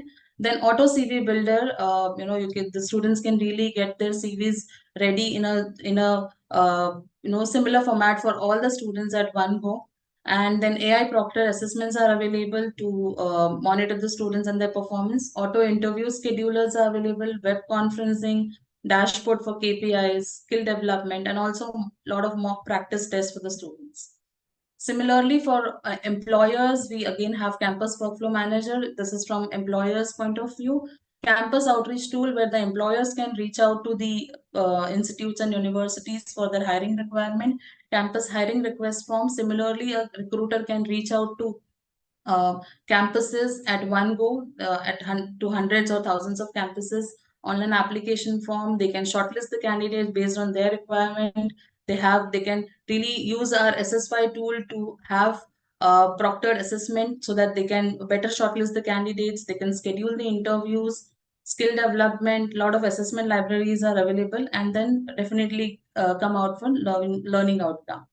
So this helps in enhancing the experiences and kind of increasing the brand visibility, reducing the workload, actually reducing the cost of hiring, and also improve the outreach. So a couple of institutions were tied up with us in India and abroad. And that's all from my side. I would now request Purvesh to show you the demonstration of the platform. Thank you, Anita. I hope I'm audible to everyone. Yes, you are. Yeah, thank you. So my name is Purvesh.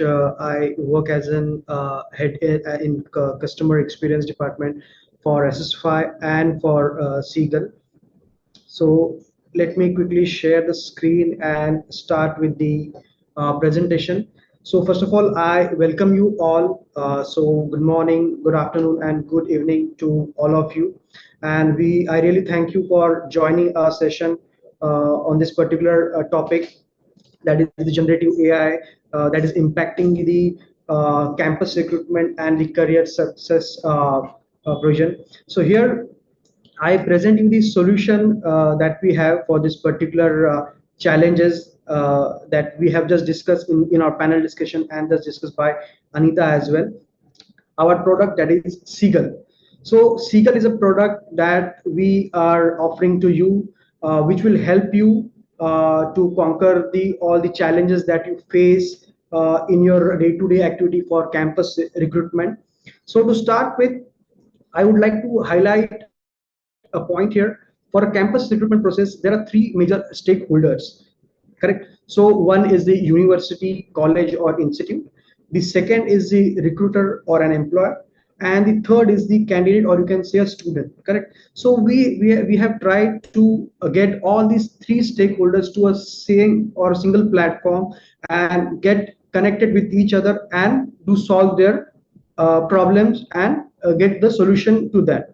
So here is the solution that we offer under Seagull product. That is a campus outreach, recruiter outreach. We have a campus placement workflow, student data management, auto CV creator, Seagull career buddy, and campus data. So this is a listing of very few solutions that we offer. We have very big list apart from this, but because of the time restriction, I will highlight on these specific points. Okay, so let me quickly go ahead and show you that how we have used generative AI in conquering this problem and enhancing the campus recruitment process and to get the career success to all these three stakeholders. So instead of showing you the screenshot, I would really like to take you to the actual platform and show you how really it works.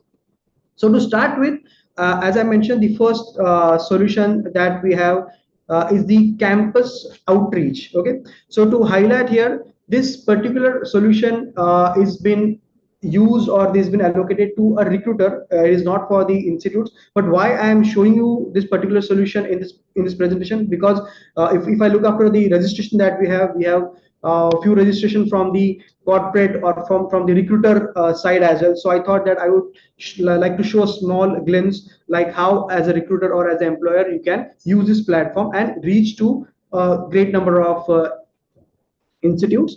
And from an institute side, if you see here, you can see a good number of institutes already listed on this particular platform, and we would like to list your name as well, because this is definitely a beneficial deal or beneficial relation for institute and for a recruiter, basically. Correct. So to start with the process here for campus outreach process, as a recruiter, or I would say as an employer, I can start hiring the candidates or graduates in just 2 minutes of time. How really it works here? So if I scroll down here, as a recruiter, I get two options. I can do a graduate hire, wherein I get the opportunity to connect with a good number of institutes or colleges. And I have a second option as well, that is an open post job. So here it works like this. The second option, it will post an open job on the MySeagull job portal, and it will reach to a specific or a good number of direct candidates. Correct. So today I will first start with the graduate hire process and will go further. So the process is simple. I can simply search the name of the university if I'm looking for a specific university here, or I can search it through the location, through the city kind of filters. Correct. So for example, as this is a demonstration, I'm using a demo account. This is not a particular live account apart from the other leads. So I'll just select this demo account just to show you how really it works. The first part is that I need to select it. Then I need to click on the second step, that is select and go next. Once I do that, I need to verify myself that I'm a genuine recruiter for that. So I just need to put my email ID here. So just for demo, I'm using this current email ID. I need to send a verification code. So again, I need to go to my email account and I need to verify that. So once I input that code in this particular platform, I will be able to post my job description to the number of institutes that I've selected. Just a minute. So I will get I have got this OTP here on this particular screen.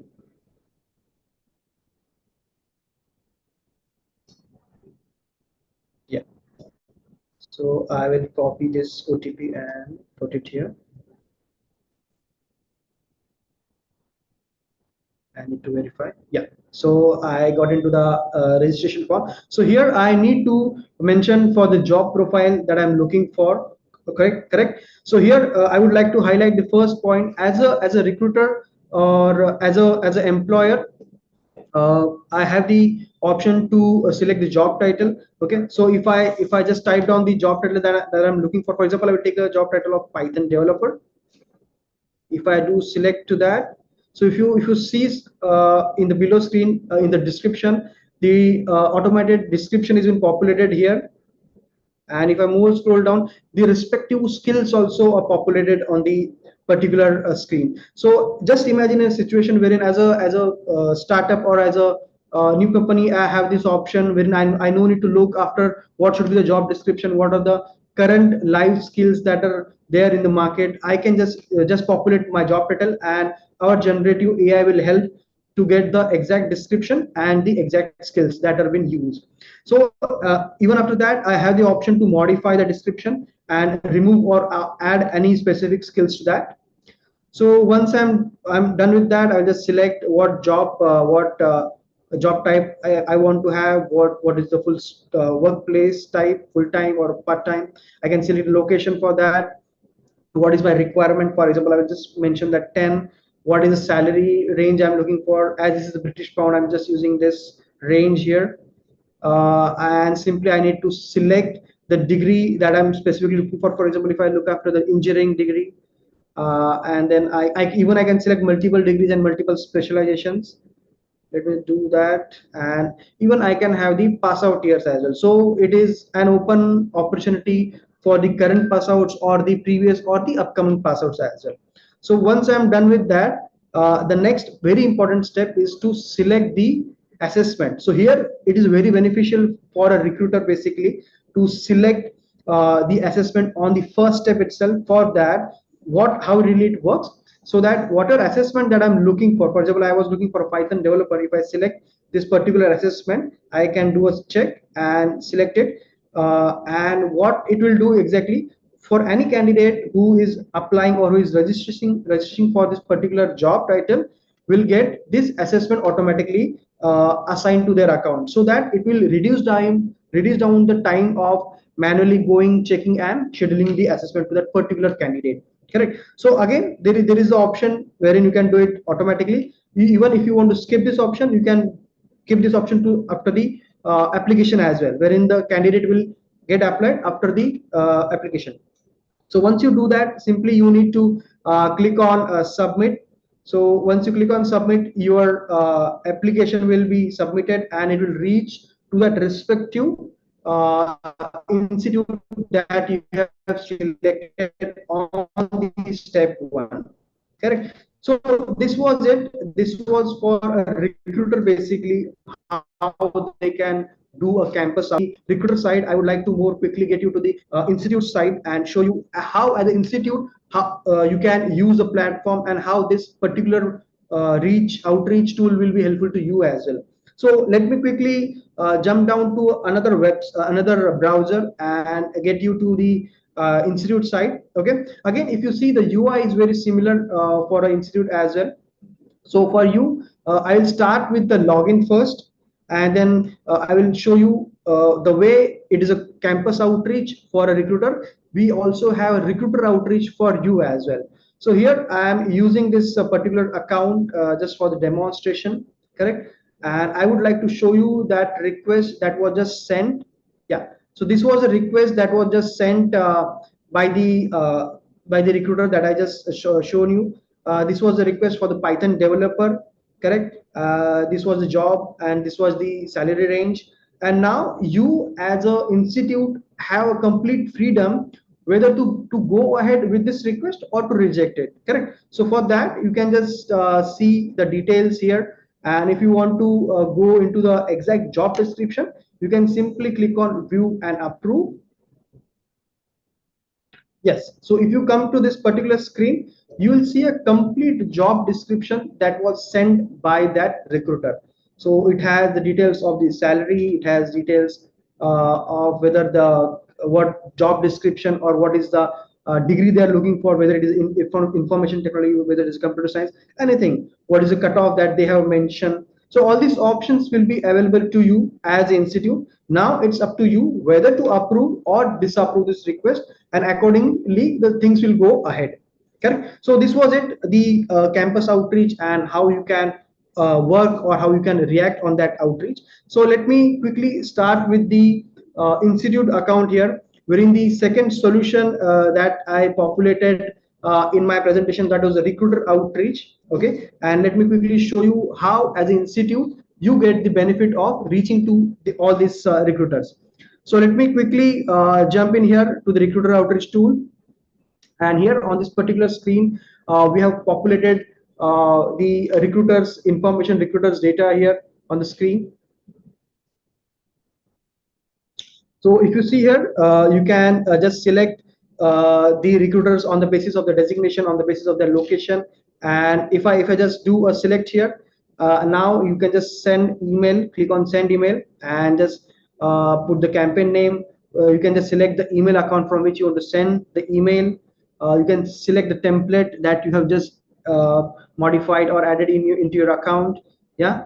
And now the important part here is that even you can add the follow-up to this particular email as well. So if the lead is not, or if the recruiter is not opening the email, what should be a follow-up email that can be sent to them? Or if they're opening the email, what should be a follow-up? So this way it is a very beneficial tool for you as an institute, wherein you can reach a good amount of recruiters, and even you don't need to worry about the follow-up as well. Correct. So once you click on submit, this email will be sent to all these leads, and they will also get the follow-up according to your setting. So that's what the recruiter outreach tool that we have. I would like to take you to the next solution that we are talking about, that is the campus placement workflow. Basically, it is a workflow that will help you to set your current or whatever process that you follow in your college or in your university to go to a campus recruitment process. So here in stepwise, you can just mention the process.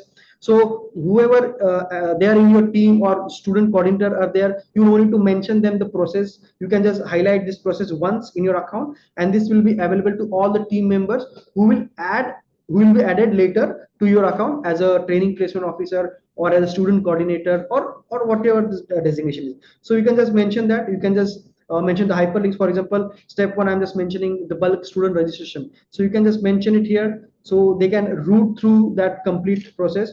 So that's what it is. In step 2, I can mention campus announcement, invite recruiters to the campus placement. So this way, this is a defined process that we have mentioned. This can be modified on your requirement. You can just simply go here and modify your process. If I want to do it, I can just do it from here. Correct. So this way, campus placement workflow is very useful for you to go through your or to make understand this complete process to your other team members. The second solution that we were talking about was the student data management, how you can do that. So for that, we have this provision wherein it helps you to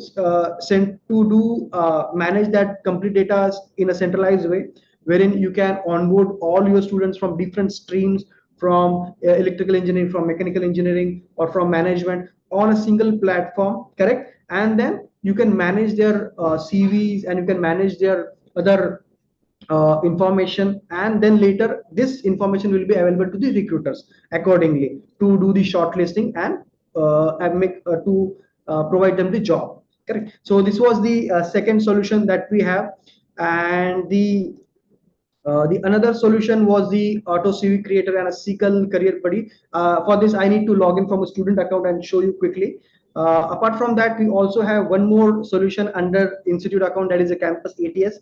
Basically, campus ATS is a campus application tracking system. And again, this particular solution will help you to get the exact progress of your students, like whether they are in the shortlisted state, whether they are in the assessment state, whatever updation done by the recruiter, you will get a complete visibility in your account. Correct. As an institute, you don't have the option to modify or do any changes, but you can see the progress of the student. You don't need to get connected with the recruiter or the HR guy to check the status. You can just log into your account, you can see the status. Correct. So that's what from an institute side, how you can operate and how you can use the platform. I would like to quickly get you to the other two features or other two solutions that we have, specifically targeting the students side, how they can use this platform, and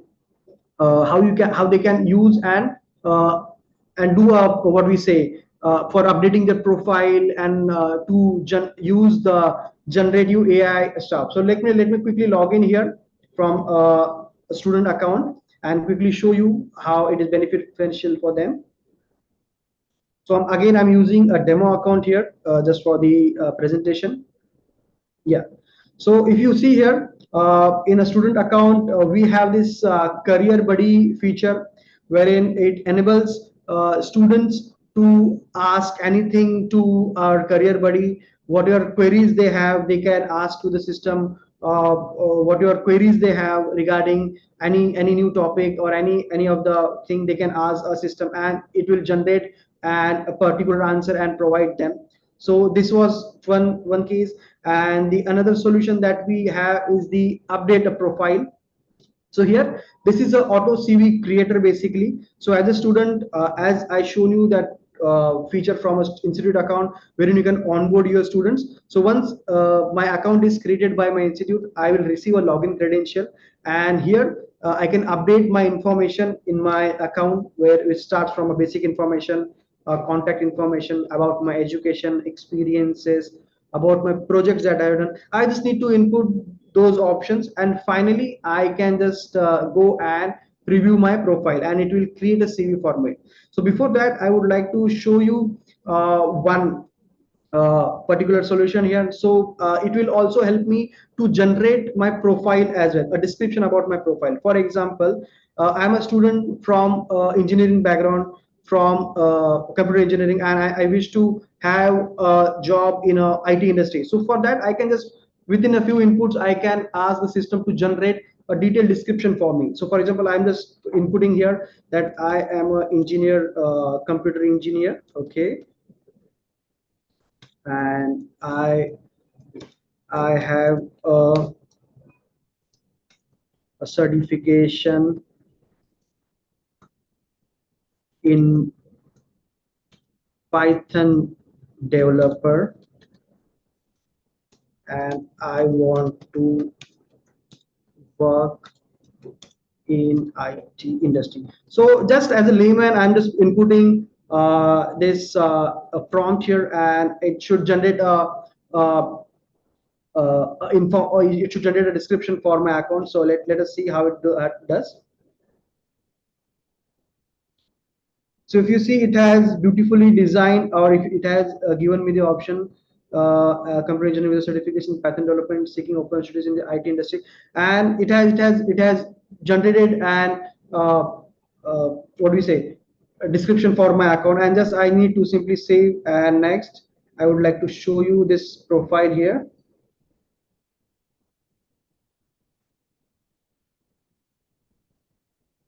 Yeah, so if you see, it has generated my CV, and now I can download this CV and I can keep it with me. I can, if I want to do any more modification, I can do that. And you can see this is a uniform CV that will be created for all the students, those are available in your institute account, basically.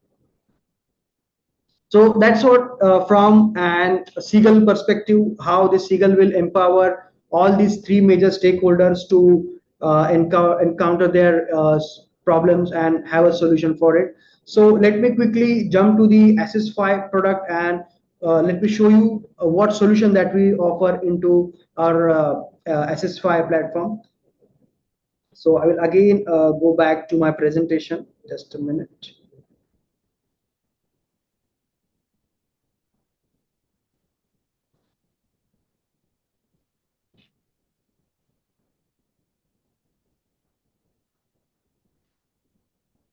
So let us see the solution that we offer in Assessfy as well. So this is the list of solution that we have for Assessfy platform. So let me quickly get you to the actual platform. Instead of showing you the screenshots and videos, I would like to quickly take you to the platform and show you how really it works. So just allow me a minute. Yeah, so this is our Assessfy platform, and I would like to start with the first solution that we offer.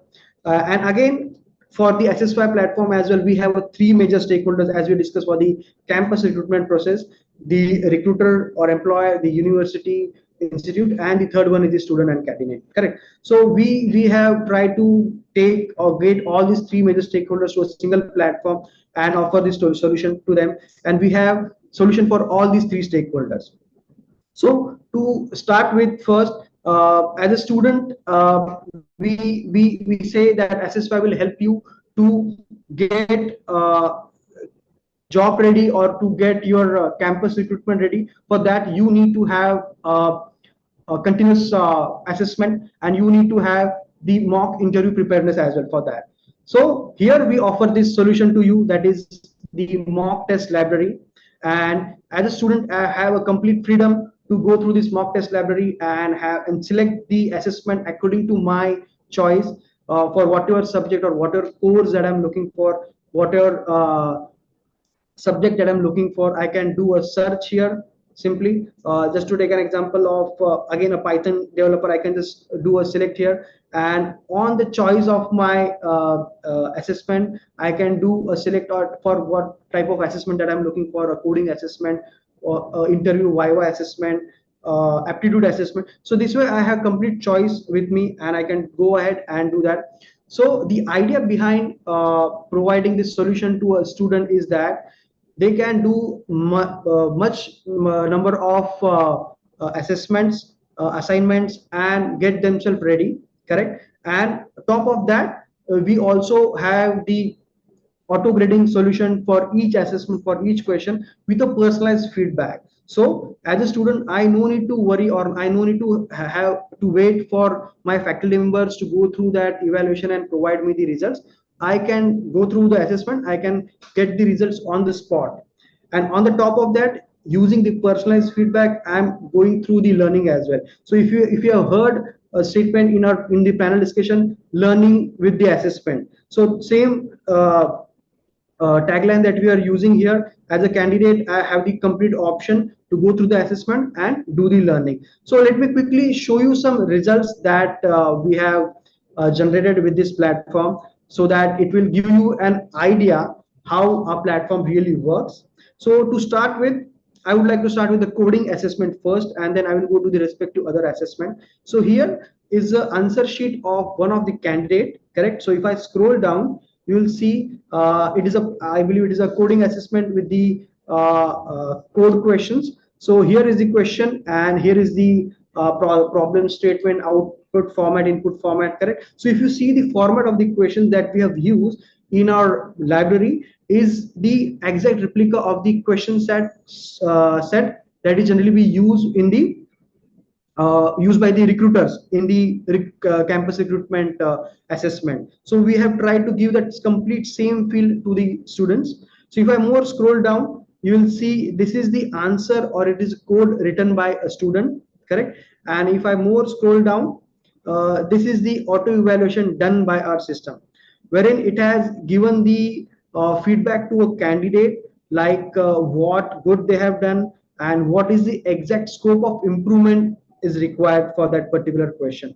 So if you see, this particular question was there for 5 marks, the system has provided them as 4.5, and here is the explanation available. So if you can just go through and read it, it will give you an idea how personalized and how important and how interactive it is for a candidate. So just imagine in a classroom for a faculty with 100 students to provide such kind of input for their question. Even it is difficult to provide for a complete test, but to provide this for each question, it is very difficult task, highly impossible task, correct? So here we offer this platform to students to go through the assessment, get these feedbacks, do learn out of that, and again come back and again do the practice. So this way, practice and practice and practice will make them perfect and make them job ready for the industry. That is the complete idea behind this particular solution, correct? So as a student, I can go through it. If I more scroll down, even I get the model answer of the particular question.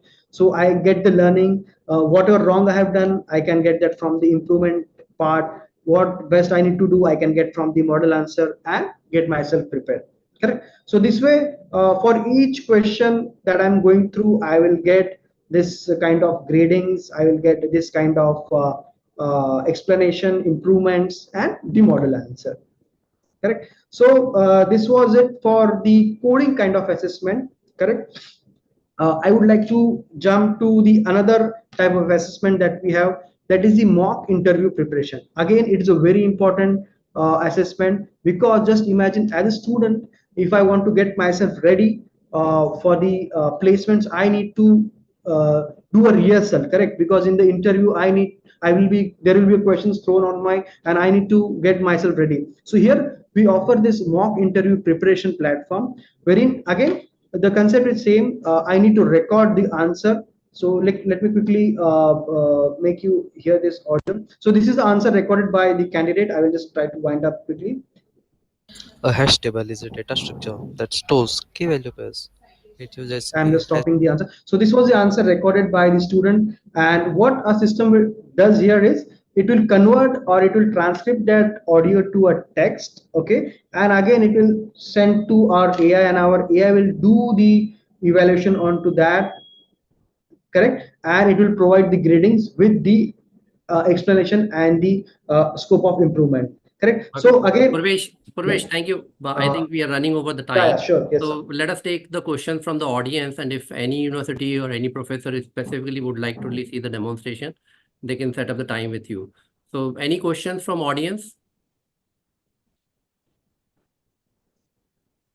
So this is so transformative. So we have actually deployed this system with almost 20 institutions, including NIT, and thousands of students actually got benefit from this platform. And this is a fantastic tool through which we can actually scale the preparation for thousands of students, and we can actually provide the personalized feedback, which we have seen.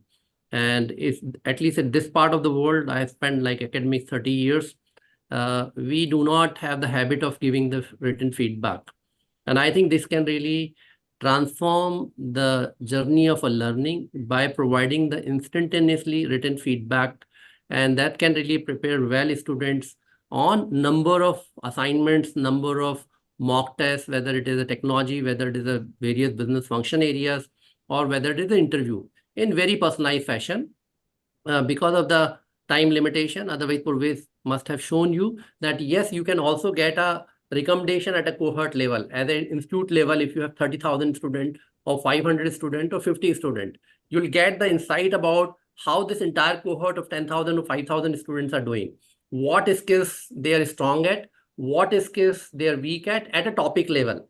So within machine learning, which algorithm they're doing well, which algorithm they're not doing well, on the behavior, where there are gaps, so that as a career development center, you can do the intervention and you can also correspond to respective department head, whether it is a dean of management studies or whether it is a chair of computer science, and you can actually pass this information that yes, these are the areas where students are weak or there the students are strong. Please take care of that.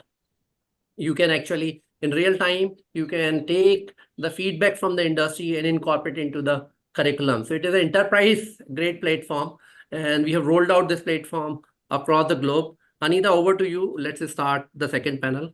And thank you so much, Purvesh. Thank you so much. Thank you, sir. Thank you, Purvesh. Thank you, sir. So again, good afternoon, good evening. I'm Anita Ram, and thank you everyone for joining me today here at the second panel discussion, which is on AI for making students employable. So before proceeding ahead, let me introduce the panelists. So we have Dr. Garrison Leekam, the certified career coach, education expert, and certified ChatGPT prompt engineer. We welcome you. Dr. Govinda Roy, Assistant Professor, Marketing, International Management Institute, Kolkata. We have Dr. Santosh Borade, the Assistant Director, Student Progression and Industrial Relation, JSPM TSSM Group of Institutes. We have with us Dr. Ravi Prakash, the Head Training and Placement Cell, KC College of Engineering and Management Studies and Research, Mumbai. We also have Dr. Umakant Gohatre. He's the Training and Placement Officer at Srimati Indira Gandhi College of Engineering, Mumbai. We have Ms. Anu Sehgal, Training and Placement Officer, Atharva College of Engineering. And we have Eddie Malkji, the co-founder and Chief Growth Officer of Assessfy at US. So I welcome you all to today's panel discussion and thank you really for being here. We are really excited to have and hear your perception on how AI can really help shape the future of education and improve student employability. So as we all know, artificial intelligence is actually transforming various sectors, including education. Our focus today is to explore how AI can really enhance the student employability by providing personalized learning experiences, career guidance, and continuous skill development. With this, I would like to put up my first question to Dr. Roy. Sir, if you can highlight how AI-driven personalized learning platforms can be effectively integrated into traditional education system to enhance the student employability. Yeah, the very valid question. Actually, I'm a professor of marketing. So in my institute, I have been teaching for last 5 years digital marketing, right? And the digital marketing normally conventionally we covered some of the subject, and one of the important subject was the content marketing, right? So we have certain slide how to develop content and all this. You know, the last after a pandemic basically, right? Even very lately that after the arrival of generative AI, especially the Chat GPT, I revamped the whole section of the content marketing. So what I introduced over there, how the student can use Chat GPT as generative AI tool to learn and develop content right? So we adopted a separate module in that, and we introduced certain personalized exercise over that, right? The last example what I have seen there, like the technology demonstration about the evaluation. So we went through the same thing, right? It's a pilot project we adopted. So one module was introduced in digital marketing. We take every student through the individual assignments with the how we can use ChatGPT, how we can embed the content with the prompt engineering and develop the content, right? And lately, they were enjoyed that. But again, for that academic world, it's outcome based. That how it can be translated into outcome. So lately, that batch they graduated this year, they got placement, right? So now we are sitting with that our placement office and our PGDM office just to see how the introduction of a particular module based on ChatGPT really translated into the good placement, right? And we have found almost 45% students, they got a better placement, right? So here in India, MBA and all this, they are all outcome based. So we need to show them how things are really translated into the placement area by the introduction of a model like ChatGPT model. Right. For now, I'm sure this much. Yeah. Thank you. Great. Thank you for your valuable insight on adding your valuable feedback on how this kind of AI-driven personalized learning can really help student, and the education system and enhance their students' employability. I would also like to hear from Dr. Gary if he can highlight more onto this point. Yes, thank you. It's a delight to be here today, and I'm thrilled to be part of this esteemed panel. One of the things that the institutions that I work with have done is, as opposed to trying to integrate AI into a pre-existing pre-AI format, they've taken the step of making AI the foundation of how career services is conducted. And that means really getting up to speed on what are the tools, how do we use GenAI and VR and data analytics to help students and graduates be successful in their career searching and career development. And one thing we see is that employers themselves have really gone to the extreme of using AI tools to vet and hire students and employees. Now, what needs to happen is educational institutions need to catch up and give their students and alumni the same power, the same empowerment to be able to use comparable tools to assess their skills, prepare for interviews, do an effective resume so they can be competitive in the job market. And that requires institutions bringing on board innovative solutions so that the institutions themselves are competitive for student enrollment, because any student wants their educational experience to lead to a job. And the most successful institutions are the ones that prepare students for careers. And that word gets out. Those statistics get out. And every university and college needs to embrace technology in order to be at the top of the academic rankings. So we have a unique opportunity in education today to integrate virtual comprehensive platforms with personalized career services so that we get a win-win of blending technology with the human interaction, which creates employment success. Thank you, Dr. Gary. I think those were quite insightful examples, and your explanation of how AI is shaping education and recruitment ideally, added to the point what Dr. Roy mentioned.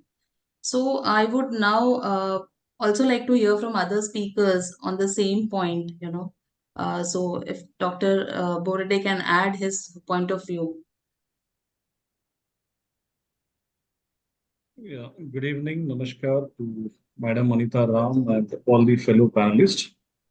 And thanks for this wonderful opportunity. I have been listening to the panel one, and we are in the second phase of panel discussion. So I will go to the basics because since last 2 hours, probably we are talking at a very high level in terms of AI and generative AI and the tools and its impact. If automation is penetrating in every walk of life, why not recruitment? Why not campus placements? So of course, it is going to be very effective. Let me quote one small case study to relate how this could enhance the campus success. We have seen engineering graduates recently talking about big technologies every now and then. Everyone talks about the data science, and AI/ML, cyber security, and so on and so forth. But the things they lack at the beginning level of their journey in education is the awareness, the technology stack, what they need to bring in to achieve that goal of becoming, say, a data scientist, for example. So with a tool like AI, a generative AI, probably every single student who is aspiring to get into a typical role as a career, he can identify the progression part. So if I again stick to the same example of data science, probably he will understand. So let me start with the statistics first, followed by Python and machine learning and a couple of projects around it. So in every walk of life, in terms of a campus success, AI tool is going to play a very good role. And when it comes to career-related things, I think this tool will play a huge role because a lot of students don't realize what strengths they have. They may have a passion in a particular area. They may have a skill set, but in which area, which domain, these skill sets could be aligned. That customization, that suggestion may come from such tools, and the job will be easy for the job aspirants. And from a company side also, they can have a clear clarity of job description and the skill sets. So it will save the time from a student perspective, from a campus perspective, and definitely from a recruiter perspective. So I think this is my opening statement for now. So I will love to listen from the fellow panelists. Thank you. Thank you, Anita. Thank you, sir. Dr. Umakant, you would like to add on to this? Yes. Good evening, all of you. First of all, thanks to all of you for giving me the opportunity. I think as your panel video discussions. is not on, Dr. Umakant. Your video is... Yeah, ma'am. Actually, Okay, I'm in town, so no worries. there isn't some issues like this.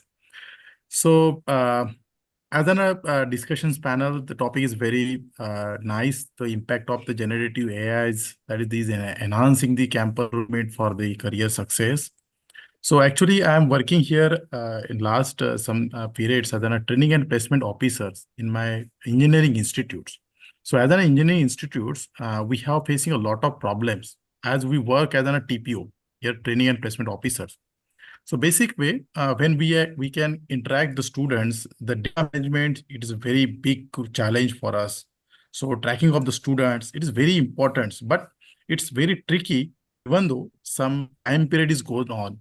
When the institutionals or when some higher authorities ask the student, the data last 3 years or last 5 years, then it is very difficult to that. And in the future perspectives, we have a lot of questions in our mind. So why the technology can build up, that is, it can be some sort of recruitment process. For example, some generative AIs for the or some sort of the automations of the administrative tasks. or some sort of these AI generatives applications based on some communications with the candidates, like that. Or somewhere we can also face some issues like these concept, for examples, uh, if we collect the students' database and a resume, so what exactly the company or what exactly the industry needed. So that times resume screening is very big challenge for us, because if once as an training and placement officers, we have a challenge of maximum numbers of the students can get the place in these industries. So resume screening.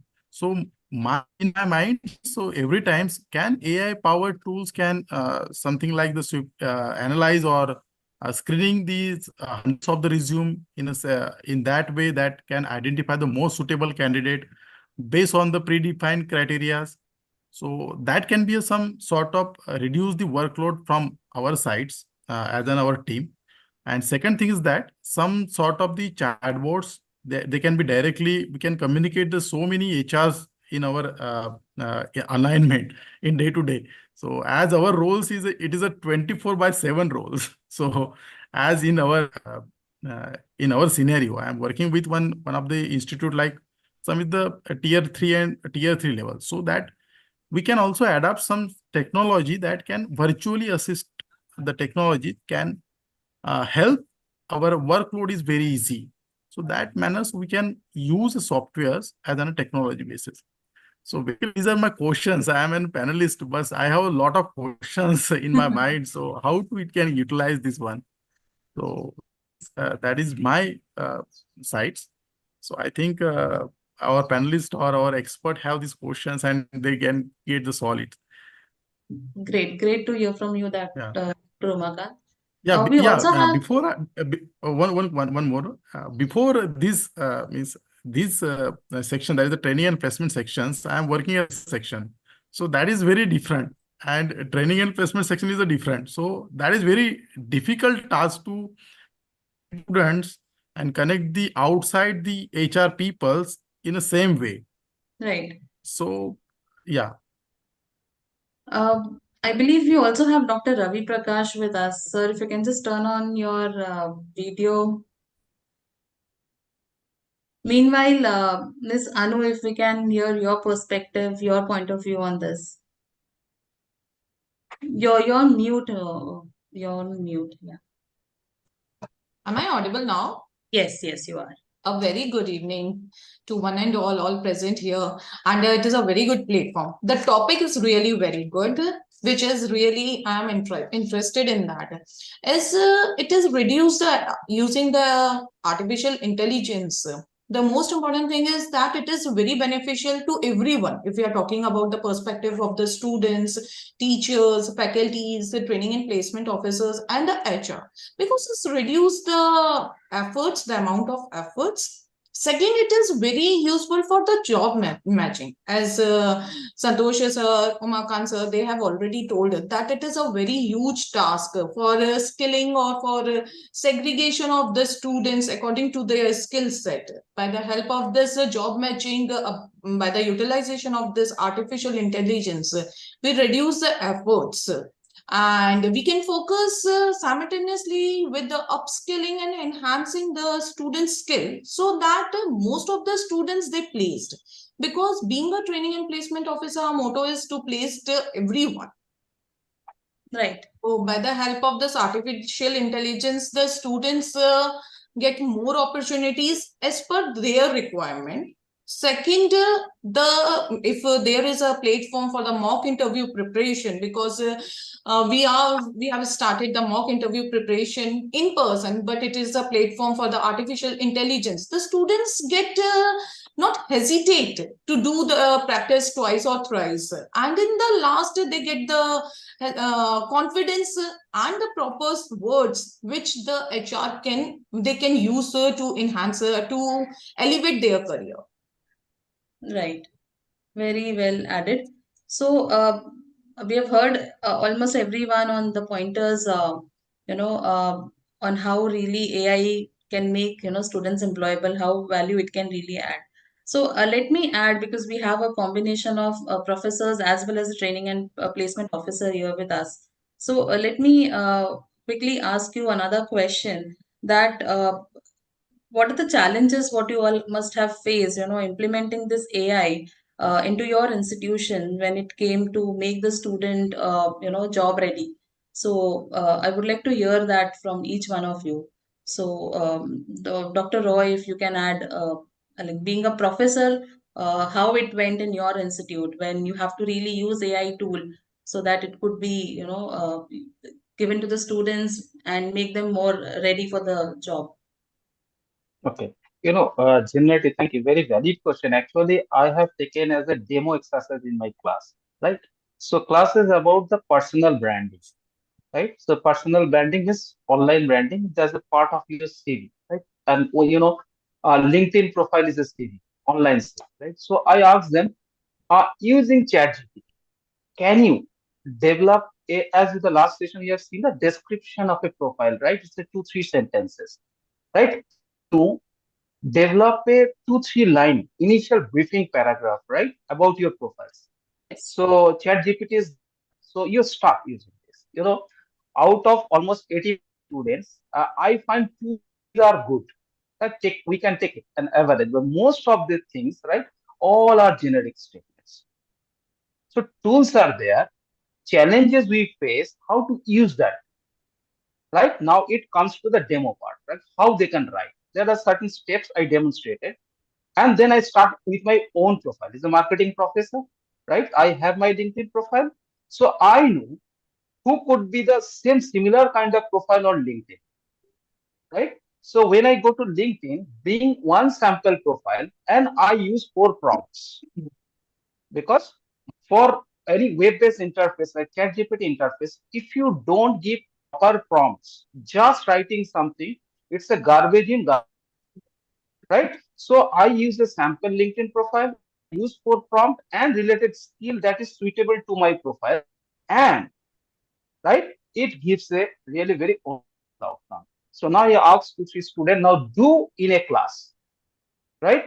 Using, because my profile would be different from a student profile, student 1, 2, 3, because I am teaching a management institute, right? Someone coming from arts background, someone come from science background, comes stats or engineering background, right? So up to undergraduate, their background varies, their skill set varies, because engineering will know Python, right? And the student from arts background, not any technical knowledge, right? In anything to mention over there like coding. So use your own USP, use your own skill, use this, prompt engineering, and at the same time use some sample profile you can get out. Very, very customized things. I think, I feel that students should master those things, right? If someone should let them know how that they can use tools. So that's my example. I have that kind of exercise I have done. So over to other professor to get certain other views. So, Dr. Burde, I would like to hear from you. You are, the assistant director when it comes to student progression, and also you're dealing with the corporates, to place them. So, what are the challenges you face? I'm not pretty sure that whether you're using certain AI technology at your institute or not. But if yes, then what are the challenges you face to introduce that into your institute? Right. So, Madam Anita, see, one of your colleague has given a wonderful presentation about the tool, and I am sure, I believe he has given such a wonderful presentation about a lot of tools. Yes. So challenges wise, see, when ecosystem is between 3 parties, I mean, there is an institute, there is a corporate, and there is a student at the center. So the sheer volume of number of students, handling them one-on-one and coaching them with respect to and every individual challenge and aspiration student may have, mapping it to a tool, that is the challenge when you do not have a tool like generative AI or any such tool for automation. We are using one of the tools for now since last 3 or 4 years. The first challenge is acceptance to the change, and which is normal with all the human being. Right. It takes time to sink in that this will not add a lot of more work, but it is going to reduce the work. And then when it comes to job description kind of thing, I think when you are going through a profile as a student, you may not understand every single line written, against your job description for the company as an expectation. So the human intervention for every single thing, when you address the issue from a student side, and as a counterpart, when you're talking to the industry, especially from a recruitment point of view, the quality of the student. So funneling the students from sheer numbers to coming out with a suitable profile for a suitable job role, that has been a challenge. But I think with a tool like Assessfy or any other tool which may be available as of now, I think this will solve a lot of problems of a placement office for a recruiter and especially for a student, because as I said in my first point, if there is a clarity about the job role, student can get a suggestion what skills are relevant from his side or her side. That will make job easy for everyone. Other challenges, I think, talking about latest trends and technologies, when you are talking about engineering, there are many branches and students are coming from various backgrounds of engineering. Aligning their skills towards a technology bucket, so giving that multidisciplinary perspective through a project, that may be an area which I have not seen in the presentation or maybe have missed it. But if that is integrated, creating a bucket with respect to particular skill set, which is cutting across different engineering branches, I think that should solve a lot of problem. But as such, with technology, challenges are not there. I mean, earlier in a manual process, we all have gone through a repetitive task, collecting the data, collecting the CV, big Excel sheets, a lot of duplication of data, wrong information entered, which will ensure there is a wrong outcome. All these things we have gone through. But I think with people like you and the company like Assessfy and the tools what you're bringing in, this will solve 95% of the problem. Yeah, over to you, Anita. Thank you. Thank you for that insight. Similarly, I would like to also hear from Dr. Gary, your point of view on this. What would be the challenges in the West when it comes to implementing such kind of AI tools into institutions where it can really help student gets employed? Well, in terms of acceptance, it's primarily and initially a matter of getting the educational institutions not just buy-in, but getting them very proactive in terms of endorsing it and making students know that this is the way of the future. And also sharing success stories about how AI has been used by students to land their ideal job and to do an effective interview. All of that is tremendous. What we see now is this incredible opportunity for career services counselors to use AI to conduct very personalized work with students in terms of helping them land their job or their ideal job or their ideal internship. And that has to do with using AI in terms of job searching, vetting employers, seeing what questions they're likely to encounter in a job interview and what are the ideal responses, what skills are in demand for not only an industry, but a particular employer, how to read a job posting, how to determine how strong a candidate you are. The career services advisor's work is highly benefited by AI. Conversely, the beautiful opportunity of AI is scale. We have an unbelievable opportunity to impact the career success of a tremendous number of students by giving them empowerment to use a platform to conduct all aspects of an effective job strategy. We've never known this before, and getting students to embrace that technology when in fact they're already doing it to great numbers. But now what institutions have to do is essentially intercede and impose ethical standards that will make sure that AI is being properly used so that it's a win-win for employers, institutions, and students. But the challenges are far eclipsed by the opportunity for AI to create an immense amount of career success stories. We just have to guide the path of how this takes place at a group and individual level. Great. Thank you. That was really an valuable insight. Ms. Anu, you would like to add on any challenges what you have faced at your institute? You're on mute. Yes, Anita. Actually, the challenges which we faced for the registration, for the information, the job description, each and everything, because if we skip a single line also by the given by the HR, so in that case, the students are not getting the clarification during the PPT also. So what it helps if the this artificial intelligence would be there. So in that case, the students get each and every information in detail. And students be prepared accordingly. Somewhere now in the PPT already the students are in stress and they have the anxiety for the interview.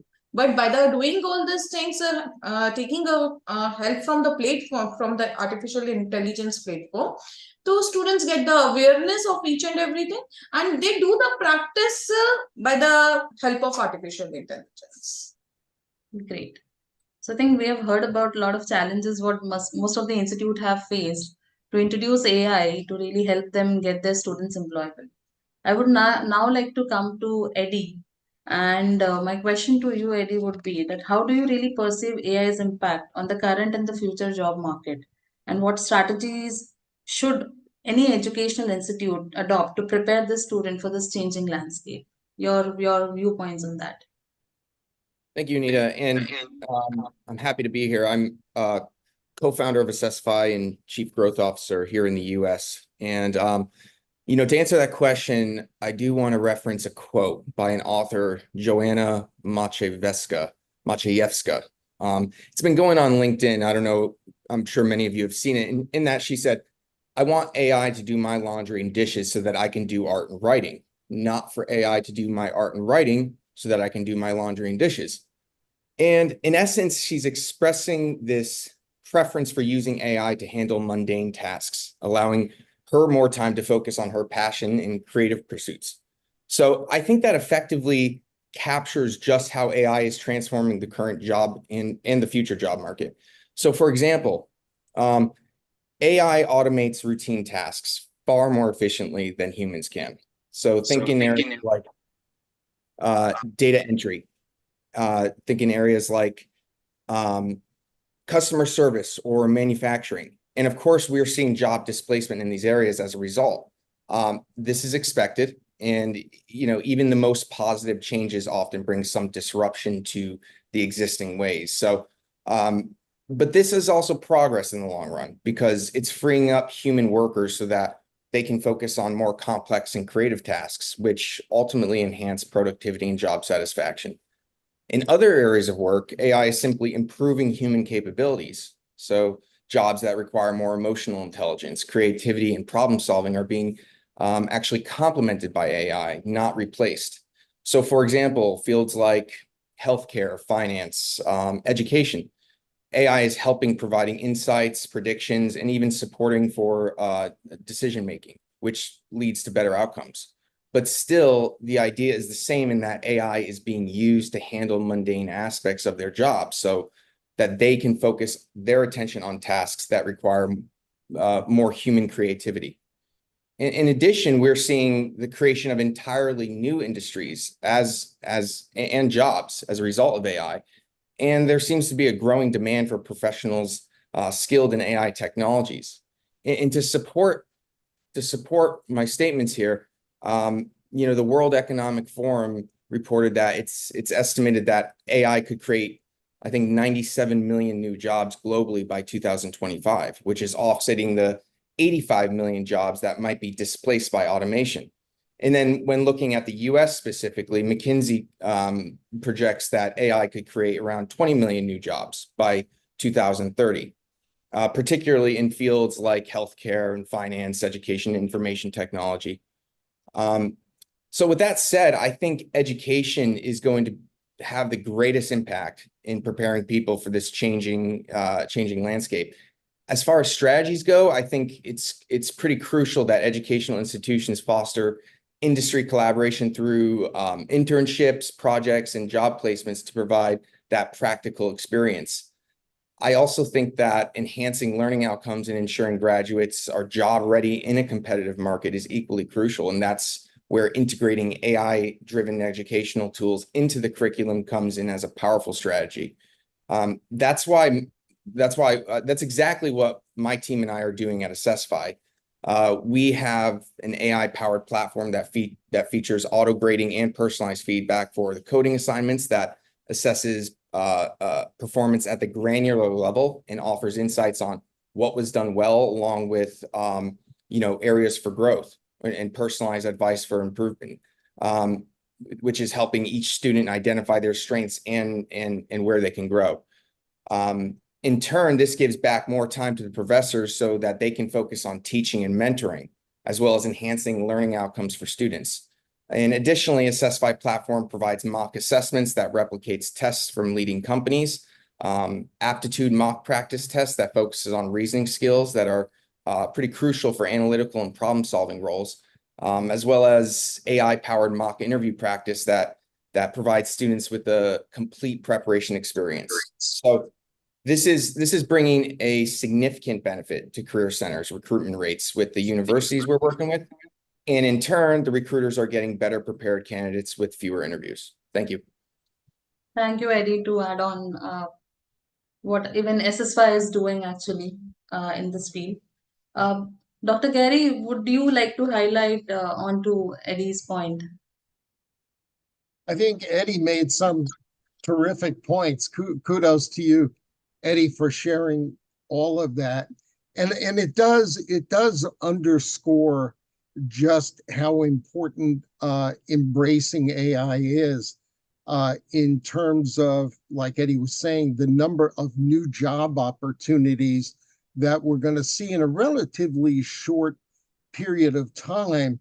The benefit of that knowledge is for career advisors and students and graduates to be able, through AI, to assess what are the job opportunities I'm most interested in, what employers should I be looking at, how do I land my first job in my target industry, but also being able to use AI to assess what is the shelf life of a lot of jobs, how long do we expect them to be around, what jobs will they morph into, and how do we prepare our career for what the future holds for us? Because we are looking at a period economically and business-wise of how jobs change more rapidly than they ever have. I mean, you just have to look at manufacturing to see the evolution of that industry vis-a-vis AI. So the opportunity for education is to enable students to look out to see what are the predictions for the industry at large and the job I'm interested in particular. How do I develop a career path? What do I see as how that job is going to morph into new opportunities? AI sort of acts as a fail-safe for having a crystal ball, if you will, that can be applied to job searching and careers so that I don't make a career misstep and go after an opportunity that's not likely to be here for the long haul, or that may reappear in the next 5 years as something totally different. And that's where the skills piece of AI comes in real handy, not only in terms of what skills are employers looking for now, which of those skills do I have? Which skills do I have to add to my arsenal of candidate value and career, if you want to call it skills as career currency? So AI gives us a look into the future that we've really never had, right down to the very student level, and using that to tailor his or her job search. Thank you, Dr. Gary, to really highlight that point. So I would now like to hear from each of the speakers their concluding remarks on the topic, how AI can really be introduced into the educational institute and how it is really supporting the students to get employment. So Dr. Burrett, if we can start from you, if we can have your concluding statement. Yeah, Madam Anita. So first of all, beautiful insights from Mr. AD and Mr. Garrison. Awesome inputs and some statistical information as well, the trends and what is there in next few years. Right. To conclude, I think AI, the way we look at sitting at a placement office, impact has to be positive when it comes to predicting the things, analyzing the things as a future trend. It's a blessing because, as you know, many of the people in society ask you, what is the in thing today? Whether it will sustain for next 5 years or 10 years. So when you have prediction in place, made in terms of a economy, in terms of a technology, in terms of a demography, knowing these things in advance as a student is a great blessing. Now, leveraging on it will come with tools. And once people get educated enough how to leverage on these tools and how to get benefited, especially from an internship or a final recruitment perspective, that will add immense value. And going ahead, I think most of the institutes need to have such tools because the sheer size of students is growing. Number of universities are growing, number of courses are growing. And there are courses which we have not heard so far, which may come in next 4 or 5 years. So having a tool in place is handy so that it will save our quality time. And as Eddie said, we can focus on more constructive things. We can do much better things rather than working and sitting on a huge data. So my conclusion is a positivity towards such things, such tools. And of course, there are two sides of every coin, but we need to look at the positive aspect for everything. So thank you very much for this opportunity. Over to you, Anita. Thank you. Dr. Roy, if you would like to add. Yeah, thank you, Anita. Actually, I got a beautiful demonstration right before this, and I had one question basically because you nicely explained about quantitative, like coding exercise and personalized, recommendation. Feedback, So yes. because since I'm representing or I am from the school background, right, and there are many assignments come in the form of the quality nature, right? So in that case, I think that the tools and this platform comes with certain interface where student can get certain assessment, right, based on the qualitative input rather than a program, right? So I feel that future generation students, whether they're from the quant background and quality background, right? So it is very inevitable for them to adopt the AI process, right? For example, IMI Kolkata, IMI has a 3 campus, IMI Kolkata, Delhi, Bhubaneswar, right? So we adopted the industry enterprise wise, we have taken the Coursera, right? Coursera become a mandatory, and Coursera has come with a very inbuilt kind of suggestion, like what kind of skills and all these things are good for students, right? It is not only for the students, or also sometimes we are also reskilling ourselves because ChatGPT, generative AI, many tools are coming up. Right. So we need to embrace ourselves, right, for that technology. So my pointer is, it is not only the students, along with the students, right, the faculty who are basically nurturing and transferring knowledge, they should be equipped with this, right? Because WCSB recently mandate come three mandate, right? So one is that there should be the readiness from faculty side, right?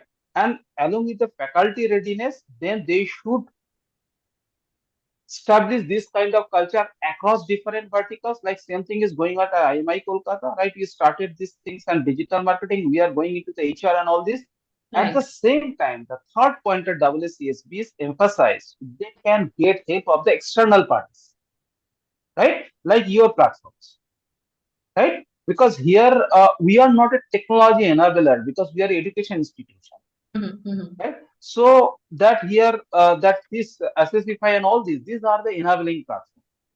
So it's a really right move. So it is students, faculties, and external enabler, right? They should be ready to learn, to build a symbiotic relationship. Ultimately, it will be the outcome-based learning where AI can make a greater impact. So that's all from my side. Thank you. Over to you. Thank you, Dr. Roy. We also have Mr. Jack Hassel, who's the co-founder of Seagull Assessfy from UK. So I would like to really hear your point of view on this, Jack, if you can add your view.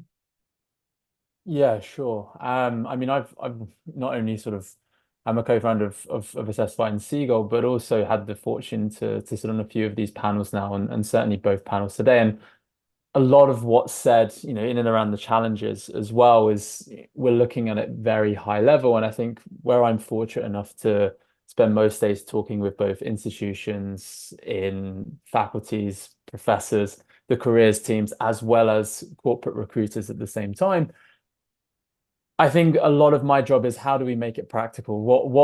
What can we do today, and what do we need to think about today that can sort of help, I guess, push along the process when it comes to implementing solutions to some of these challenges. And a lot on the first panel, and a couple of things that have sort of been referenced on this panel, is looking at human versus AI, right? So I think when we work with any of our partners, we always try to focus on that human versus AI. So when it comes to professors teaching or careers and employability teams working with students, it's about the development of human core skills versus the skills required for the jobs that those students are going to be employed in the future. And what we would hope is that same irony is that the students have to realize that it's the human element that drives AI through the application and through the job in the future anyway. So we would utilize, and we would kind of position AI as a time saver to focus on those career ready and sort of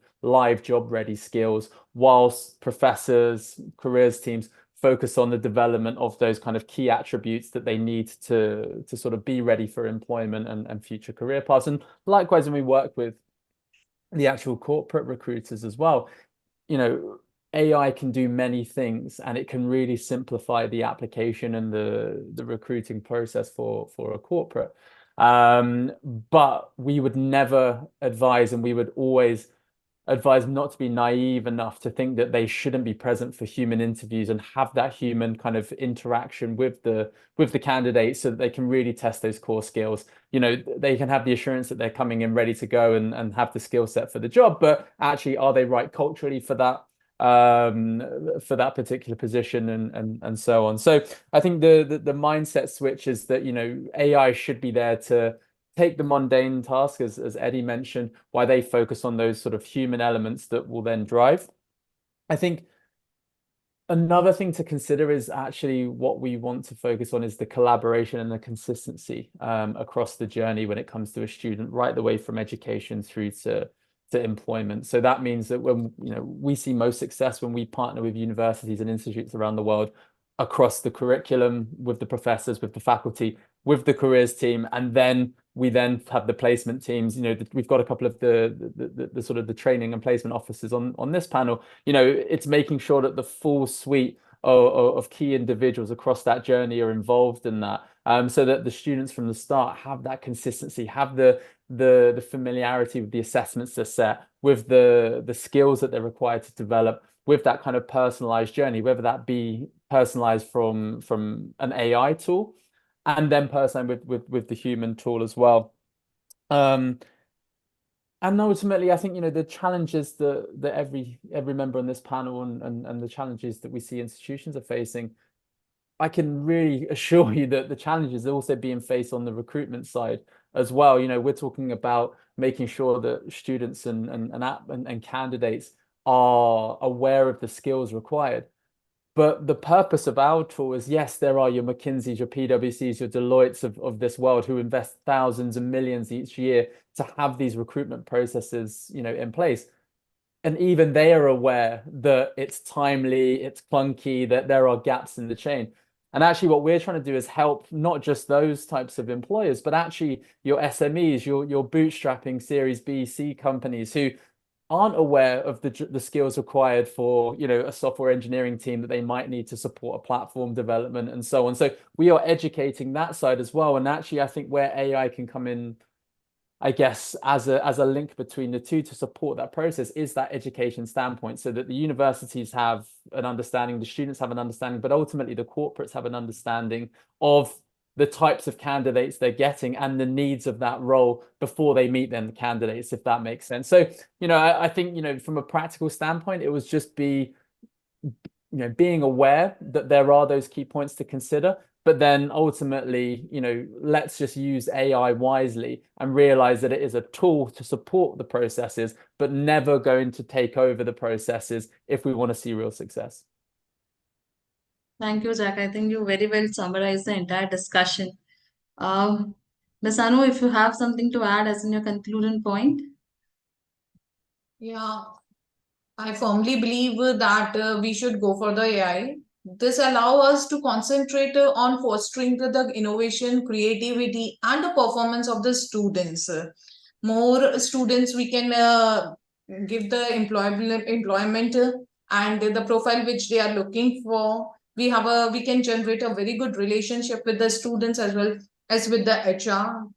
These are the things which we are putting the efforts and the time, manpower. So AI is the tool which we really help us. Great. Thank you. Thank you for adding that. Dr. Umakant, if we can hear from you. Yes, ma'am. Yes.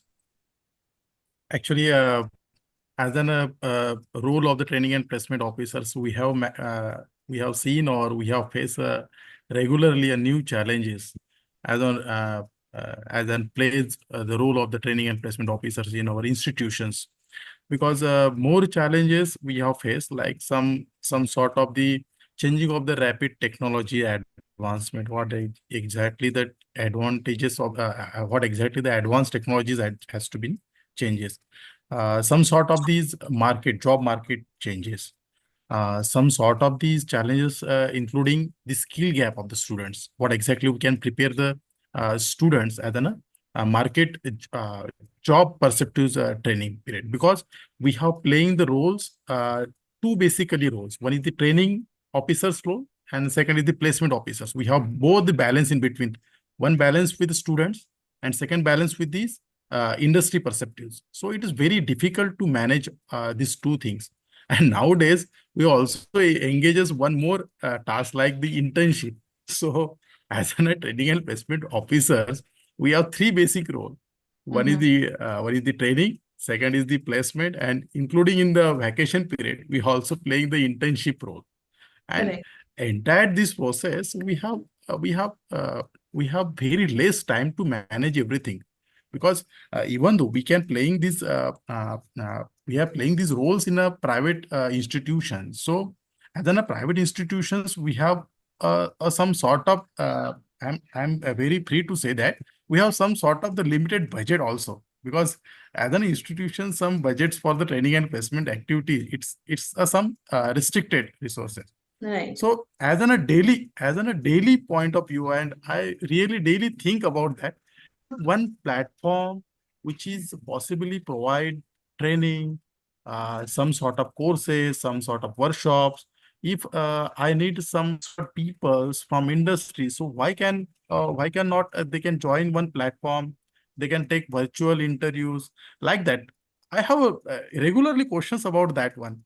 Similarly, if the one platform give us the entire thing, so it is very easy to assess the platforms it is very easy to use the platform in a regular way, because as we say that when we collaborate some sort of the period of this platform for job oriented, then in next year the institutions or higher authorities not renew this platform. So next time we also learn the new platform. In same thing is next year. So it is difficult for us as an human beings. So these are the very challenges. So I think if one technology platform must be available for the training and placement activities in each and every institutions. So I really thanks to your teams to means arrange these panel sessions, and I listen a lot of very expert who is outside the India, because I think these challenges for our Indian country, but I saw these challenges also for the outside India also. So thanks once Thank you again. for adding Yeah, that, Dr. Umakant. We have already demonstrated how our platform can really, kind of solve a lot of your problems, what we have highlighted here. There are a couple of questions coming up for the panelists. So I would like to hear from Dr. Garrison about his conclusion, and then we can take up the panel questions for the panelists. As we use AI in colleges and universities to automate faculty tasks, to deliver personalized career guidance, and conduct immersive training experiences, career services leaders and organizational leaders need to look at the data that's being continuously amassed as dynamic, not static, as well as insightful.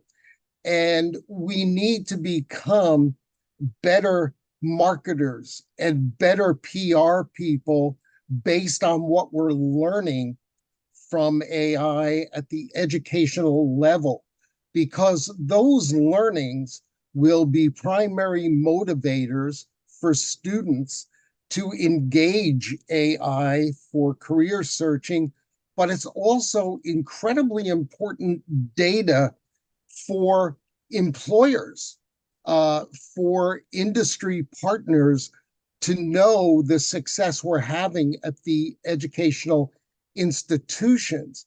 So I see a tremendous need for getting out and PRing what we're learning, our success stories, what insight we're gaining, more not only PR, but publications, how we're getting the word out, because more than anything, that's what's going to drive individual students to engage and embrace AI. It's what employers are going to want to know to hire a student from a particular college or university. So we need to get better and better at getting the word out. Right. Thank you. Eddie, the concluding statement from you. Yeah, two things really to consider for me. AI is transforming the job market clearly, but the other thing is it's really revolutionizing how we ought to prepare students for it. And I think really embracing AI in this regard is going to lead to an extremely optimistic future. So, I do want to say it's important to keep in mind the obvious is that, the focus is on using AI for automating routine tasks, whether that is job displacement, but also the routine elements of our strategic tasks. And that includes education, that includes also student preparation. And ultimately to enhance human capabilities. And I think AI really is going to help us more collectively focus on creativity and complex problem solving. So again, at Assessfy, we're harnessing that AI to provide personal learning and career services. So we're really aiming to create a better prepared graduates and higher placement rates. And I look forward to working with the career services teams at the educational institutions I work with, as well as the professors and corporate recruiters, to sort of embrace AI to unlock these new opportunities and ensure students are ready for the evolving job landscape. Thank you. Thank you, Eddie. Thank you so very much. So a couple of questions I'll put forward to the panelists. So a question from Kalyana Sundaram is that, will AI replace natural intelligence that people possess? So panelists, if you can really answer. Dr. Burde, if you want to really highlight. No, I think I leave it to Eddie and other panel members to answer this, but if required, I'll come back here. Thank you. So the question, I'll repeat it. It's like, will AI replace natural intelligence that people possess? I have something to say to that. When we look at AI, it's a new thing for a lot of us. And so was the internet, so was Google. And at some point, so were books. So I think there's this scaffolding effect that's happening right now. And where we're at right now with AI is where we're at with Google when that came out, and the internet before that. So we're using these things. We've built up to a point where we create something to help us and the new generations build on top of that. And I see the future as us acquiring more human intelligence and more capabilities. But that's my opinion, and I welcome anyone else to add to that. Yeah, I just want to add one thing to that is to underscore and remind that employers hire people. Everything that AI does is intended to make people as qualified and presentable as they can be to prospective employers. So in that sense, AI will never replace the human element. We seek to embellish it. We seek to make it more impactful as opposed to creating sort of a emoji of for an employee. It's all about humanness. Again, employers hire people. So how do we make people more effective through AI? Thank you. Thank you for adding that. We also have another question from Mr. Vikas Singh Badoria. He's asking how AI can help in vocational education system where motor skills are more significant compared to cognitive skills. So I put forward this question to the panel.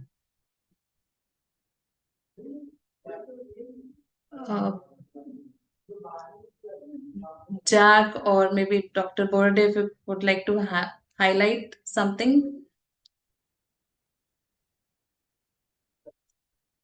Okay, can you please repeat the question, ma'am?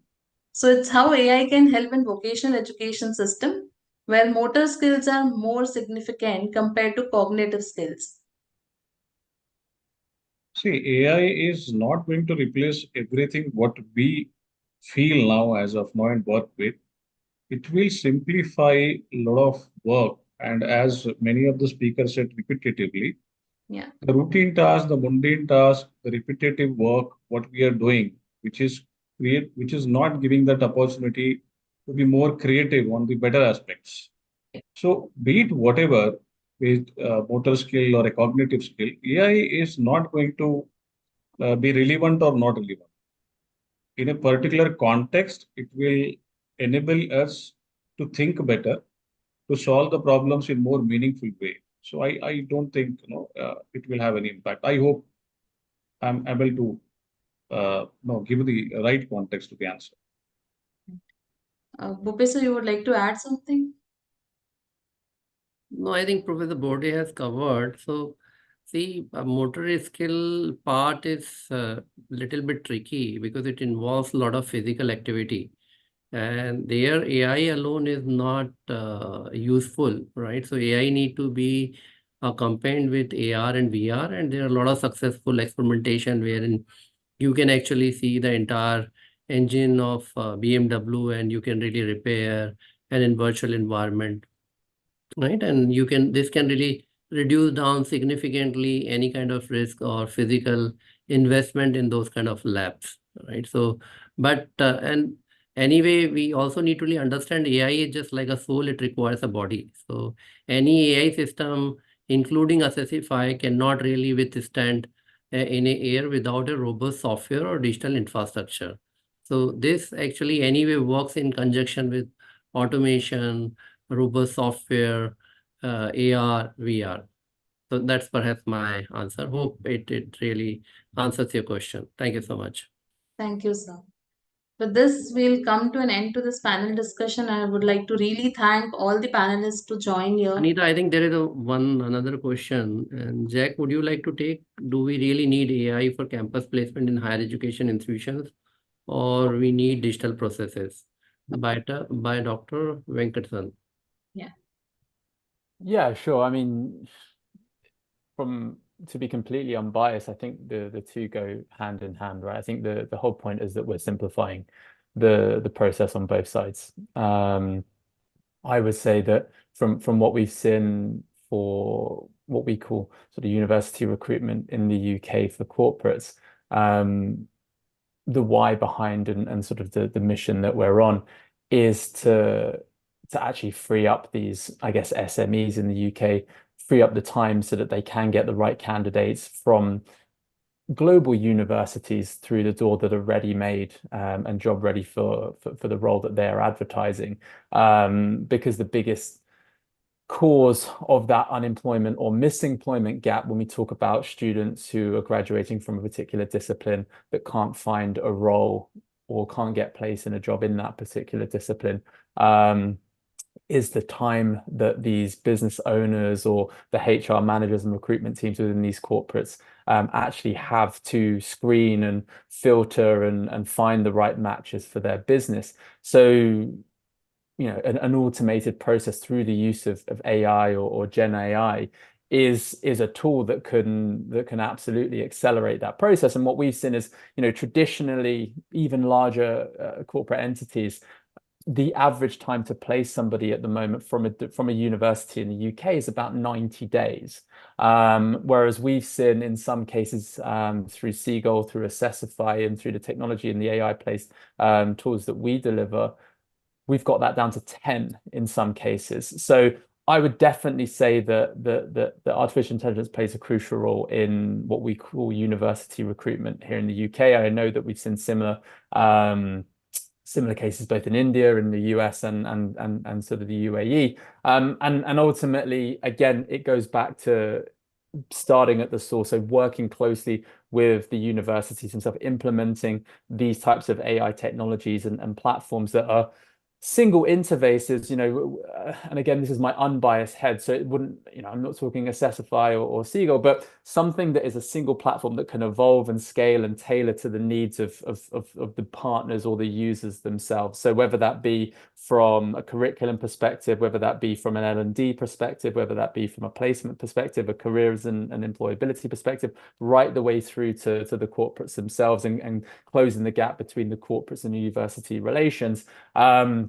You know, AI is a huge tool that will seamlessly automate that process for massive success. It's just those core human elements that come in along the way, and that would even touch on the points when we're talking about the vocational careers. You know, that should free up the time for those types of conversations, those types of internships, those types of training and facilitated learning environments to come into play. So I hope that's kind of given a little bit of an insight as to the why behind it. So let me add to what Jack has said, Professor Venkat. It is a wonderful question. So in fact, if you see, digitization has happened in industry and it has happened in education as well, although it is late. Now, digitization, first wave of digitization is based on the rule-based software. And rule-based softwares are dumb, idiot software. They do not have any kind of intelligence.